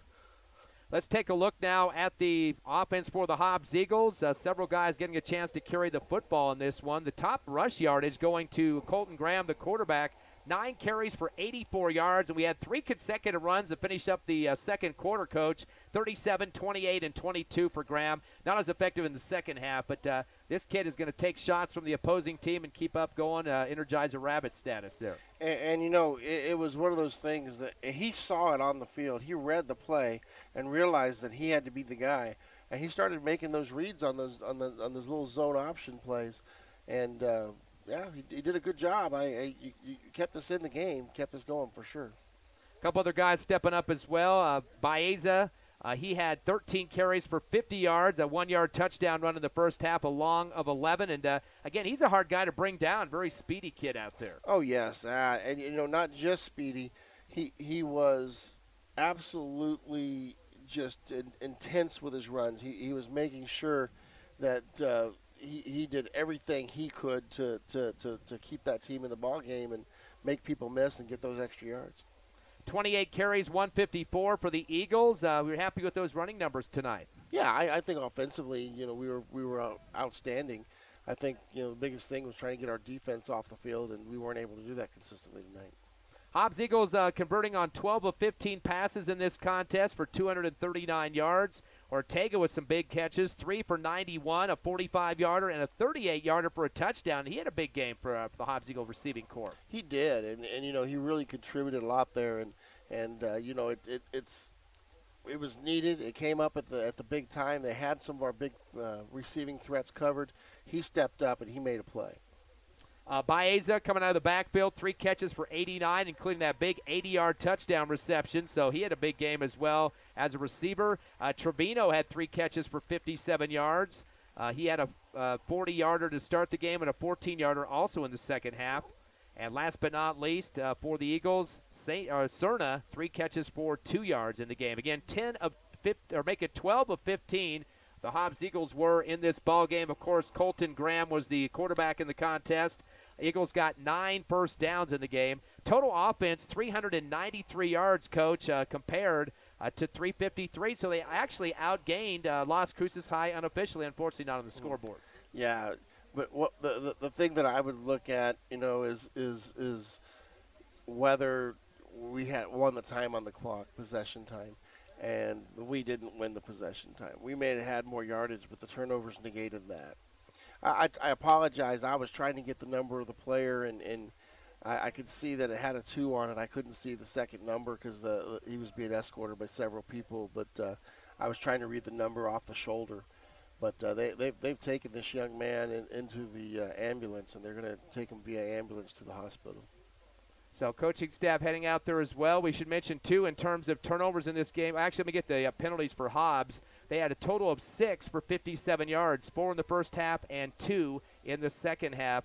Coach, turnovers, 2 interceptions in the end zone on scoring drives are unfortunate, of course. 1 fumble recovery, though, for the Eagles on a kickoff return to keep their chances alive late in the fourth quarter. Unfortunately, they couldn't punch it through. But, again, you mentioned the battle of the turnovers in the pregame show, but kind of evened out there for a second, but the final turnover kind of the nail in the coffin for us. That was the final points needed that determined the winner of the game.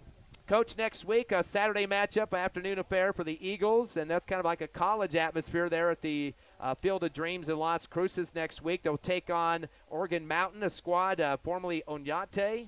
Eagles have in the past played them sometimes on Thursday nights, so they almost going to move that game up, but they decided not to do that. They have a referee shortage, so already had to move another Las Cruces team up to Thursday, so kind of causing some fits there. This Oregon Mountain team, currently they're playing Gadsden tonight. Don't have a final on that one, but the current record is 2-3. Open up with wins against Albuquerque High and Deming, 35-14 and 21-0. Last 3 games, though, have been losses. Been outscored 160-31, 47-10 to Mayfield, 61-7 to Rio Rancho, the number 1 team in the state currently, and Centennial whopped them last week, 52-14, losing by 38 points to them. So again, some of the top teams in the state, Rio Rancho and Centennial in the top 5. Mayfield, I believe number 5 in the 5A, one of their arch rivals from town. So no easy people on their schedule, at least the last 3 games. Gadsden, a whole different story tonight, though. Yeah, and this is a team we're familiar with. We played them last year, and we picked up the win, I believe, if memory serves. So it's a team that we know that we can hang with and we can beat. I think it'll be a good confidence builder going in. Saturday games as a coach, did you get many of those when you were coaching over there in Texas, here in New Mexico? I mean, is that change the atmosphere for the kids? I can never remember a single Saturday game. I apologize. I think we had a playoff Saturday game once. But no, not usually. I really couldn't tell you how much it would change temperatures. My pattern. Yeah, you're playing in the afternoon in Cruces, which is hotter than here. I was waiting to hear what you were going to say. Hotter than, and you put here. Thank you. Hotter than. I was waiting for that. Okay, Ty's creative anachronisms here. But field turf definitely raises your temp level there on the field, though, correct? Absolutely, a little bit. It depends on the type of turf there. There's nice turf. They've got a pretty good turf field there. It's not going to graze it much. And I think we are getting cooler weather coming in the next week. I saw the temperatures are supposed to drop back down into the 70s. But, like right now, you look at it, it's probably about 65 out there right now. So this game is finishing cooler than that game is certainly going to start. Coach, before we take off here in the post game, Hobbs losing tonight 34-28 to Las Cruces High. Any standouts on defense you could point to in this one? I mean, there were some pretty good plays, and we had some sacks. Yeah, I say Andre Alvarado. We called his name more tonight than we've called him all season. I think that he really probably did a great job. Big sack there on that last series against Las Cruces. He did, and we did see a sack from Argon as well. It was something where defensively I didn't think that was our most solid effort. But Jesus Maganda, too, another kid that stepped up quite a bit tonight. And you mentioned Alvarado, Andre Alvarado, I think. Correct, okay. Yeah. And I would like to add, I've got some more scores for you. Okay, yeah, Lee County battles tonight, Eunice and Jowl, then of course Tatum and Melrose. Those are some big arch rival matchups. And they're both in the fourth quarter. Tatum and Melrose is a 6-point game. Tatum's up 32-26. How about this one? Eunice 32, Jowl 32 in the fourth. Ooh, and that's here in Lee County going on here, too. Yeah, that is a good one. That game, if it's still on the radio, hopefully you can catch it 103.7 KPZA. That's our sister station on that one. The Tatum game is on HobbsAmerica.com. No radio coverage on that, but still going on tonight. Final score again, 34-28. Eagles dropped to 3-4 on the season with the loss. 0-1 in district. Las Cruces improves to 4-3 and goes to 1-0 in district. Next Saturday afternoon, I believe 1 o'clock start time, we will be in Las Cruces, taking on Organ Mountain, the Eagles in action. Again, every game big in the district. Some tough teams. Centennial on the schedule coming up later on. Of course, Carlsbad down the road as well. So very important ball games, even the ones against teams like this squad that currently sits at 2-3 with a game tonight against Gadsden. Like to thank Tiffany back at the station. For Coach Brian Coltrane, myself, Ty Friend, we're going to leave you here from Watson Stadium. Have a great rest of a weekend out there. You're clear. Thanks a lot, Tip. Welcome. Drive safe. Get on out of here.